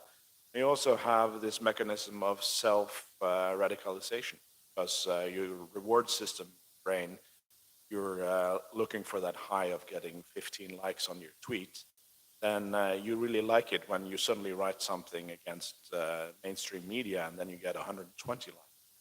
And then you want to do it, then you want to replicate it. And after a while, you start believing it yourself. So these are things that are difficult to combat. But and I think there are some success stories. I think one of the more successful ones is like Wotnik Soup. They're just exposing common channels, because they're very often the same people. We had a scandal that only existed on X in Norway, where some people said that the government should resign because they had put something in the milk that made men sterile, which is insane. But a lot of people believed it. But then you have to say, well, actually, people spreading this sort of information is also the same people that thinks that was the Ukrainians that shot the civilians in Bucha. So when you see that, okay, we have some information spreaders that all buy into the same or very vastly different conspiracy, then you can sort of expose them for who they are. So I don't have all the answers, but there are some people that aren't professors or haven't been researching this for a number of years, but they've been very effective in beating this back. So I think that as a collective, as free societies, we have the ability to win this thing, but the very first thing we need to realize is danger is there and actually have to mobilize to do it. Because I don't remember who said it, but their main goal isn't to make us believe all this kind of stuff. It's to make us defeatists and overcome with apathy and just watch TikTok instead of actively being part of social debate. So let's just do that. Thank you so much, Jørn. Michael? Yeah, I agree with everything that's just been said. Shortly, I'll start with the last question. Ignorance is not innocence, so Russians are responsible. The question of trust, societal trust is inversely related to belief in conspiracy theories and in disinformation narratives. And what has changed recently? Why is it that the developed, educated countries are starting to lose trust? Well, one reason is the politicization of that part of the population that anyway lacked trust, and the instrumentalization of this group, particularly by far-right, within far-right politics. As British philosopher Kasim Kassam said a few years ago, the conspiracy theories are essentially a form of political propaganda. Then finally, I wanted to say that there are experts that speak out in podcasts, in the media, but they're not heard that much. Why aren't they heard? Because of, among other things, how engagement is formed online. In particular, the main platforms, they give a premium to content that generates emotions. And Glenn Deason is a guy that can generate emotions because he says stuff that will make people prone to believe him very angry. Whereas, non-Glenn Deason-like people would typically express themselves more dryly, more factually, and therefore in a more boring way. So maybe the trick is to try and be less boring, but it's very difficult in an attention economy where you lose people's attention after 2 minutes. Complicated ideas take more time to be expressed. Emotional ideas can be expressed in a sentence. Thank you, Michael. Yeah. I just want to comment also on these questions. The Björn Johan Berger, he was supposed to be in our panel. He unfortunately couldn't make it today. He is an example of an expert who is doing this on his own initiative since 2014. He's searching the articles from the prominent media in Norway, and he's debunking the lies that unfortunate journalists are publishing without fact-checking. He has won several complaints against the state NRK.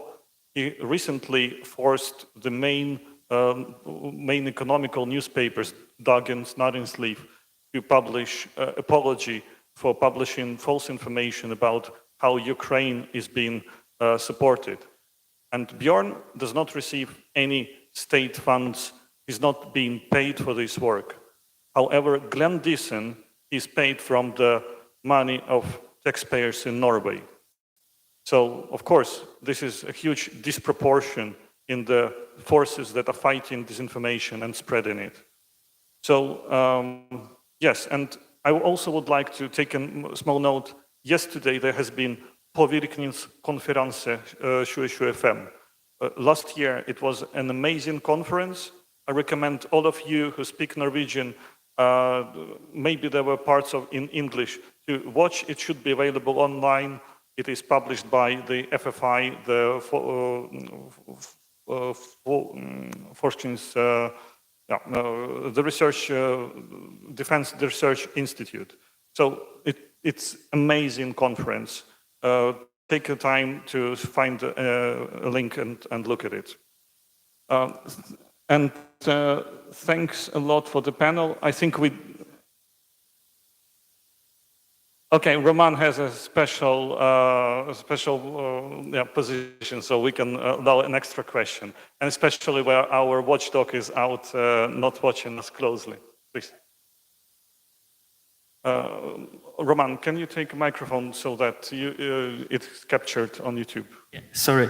Yeah, my name is Roman, and I have a question. As I know, Russia Today is still available in Norway. What do you think about it? And where is that line between speech and between freedom of speech and propaganda? I can start. We should ban it because it has nothing to do with media.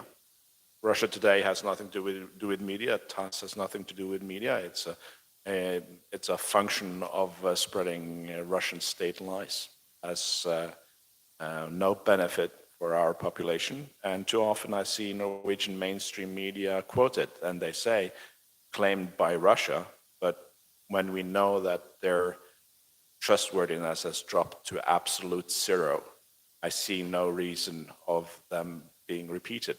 The newspaper I work for, which I think is one of the best in Norway when it comes to this, when Operation Spiderweb happened, they quoted the Russians calling it terrorism. And that is so flatly absurd on its surface that it should never reach any newspaper, because it's actually the absolute opposite of terrorism. Russians are doing terrorism every day, bombing Ukrainian cities, while Ukrainians are targeting military equipment. Still, this comes true. So ban Russia Today, ban TASS has absolutely no benefits in Western.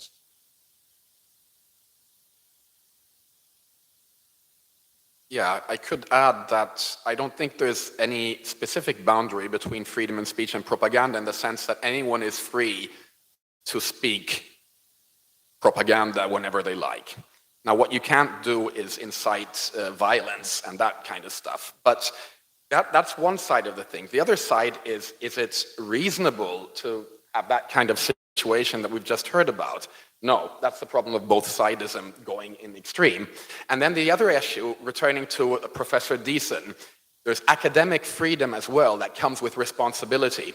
So when Diesen talks about his freedom of speech and that he's silenced, etc., first of all, he's not silenced because he speaks all the time.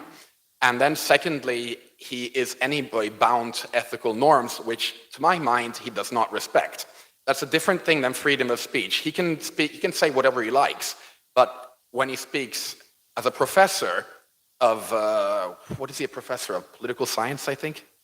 Yeah, when he speaks as a professor of political science, then he is bound by the ethical rules and norms that exist. And to my mind, he absolutely is in breach of them. Bravely. Thank you so much, Michael. We have run out of time. I think we delivered quite a good panel, and I hope you liked it. Thank you. Thanks everyone for joining us today, and thank you for the panelists. Thank you everyone for this informative panel. The day was quite demanding, but still it was rewarding. And I know that probably we came to the part which we kind of have been looking forward to. This is the end of day one, and we have just a small few points for you to mention for today. We would like to give you 10 minutes for taking our belongings, our stuff, and we're meeting outside near the main entrance. Just 10 minutes, because the next, what we will do, we will visit the Oslo City Hall, and as it was mentioned by Maxim earlier today, it's not just the visit, we will meet also local politicians, and we will have the chance to ask some questions and bring up some topics to them as well. So please, and then you will enjoy Oslo by using your free time the way you want. But one more thing which is in agenda for today, we would like to invite you to our everyday daily demonstration near the Parliament at 5 o'clock. So please come. We We already have told people that you will be joining, so I think that maybe people will be really interested to ask you something, or maybe to hear what is the purpose of your visit and why we are having this summit and conference these days in Oslo, which is very important. So thank you. Hope you enjoyed the day and hope you got enough food for thought. And now, after these words, we will just prove it with more actions. So enjoy the day. Oh, one more thing, and probably Max will kill me for that. I forgot, it's very important for us to get your feedback. You can follow this QR code, and which is, you will find some treaty there. At the end, when you will be done with the questionnaire and giving your feedback, you can see the link with the photos from today's conference. So please, your feedback is very important in order to plan future organizer. And tomorrow we would like to invite you for the second day, which will be not the same place, but the House of Literature in Oslo here.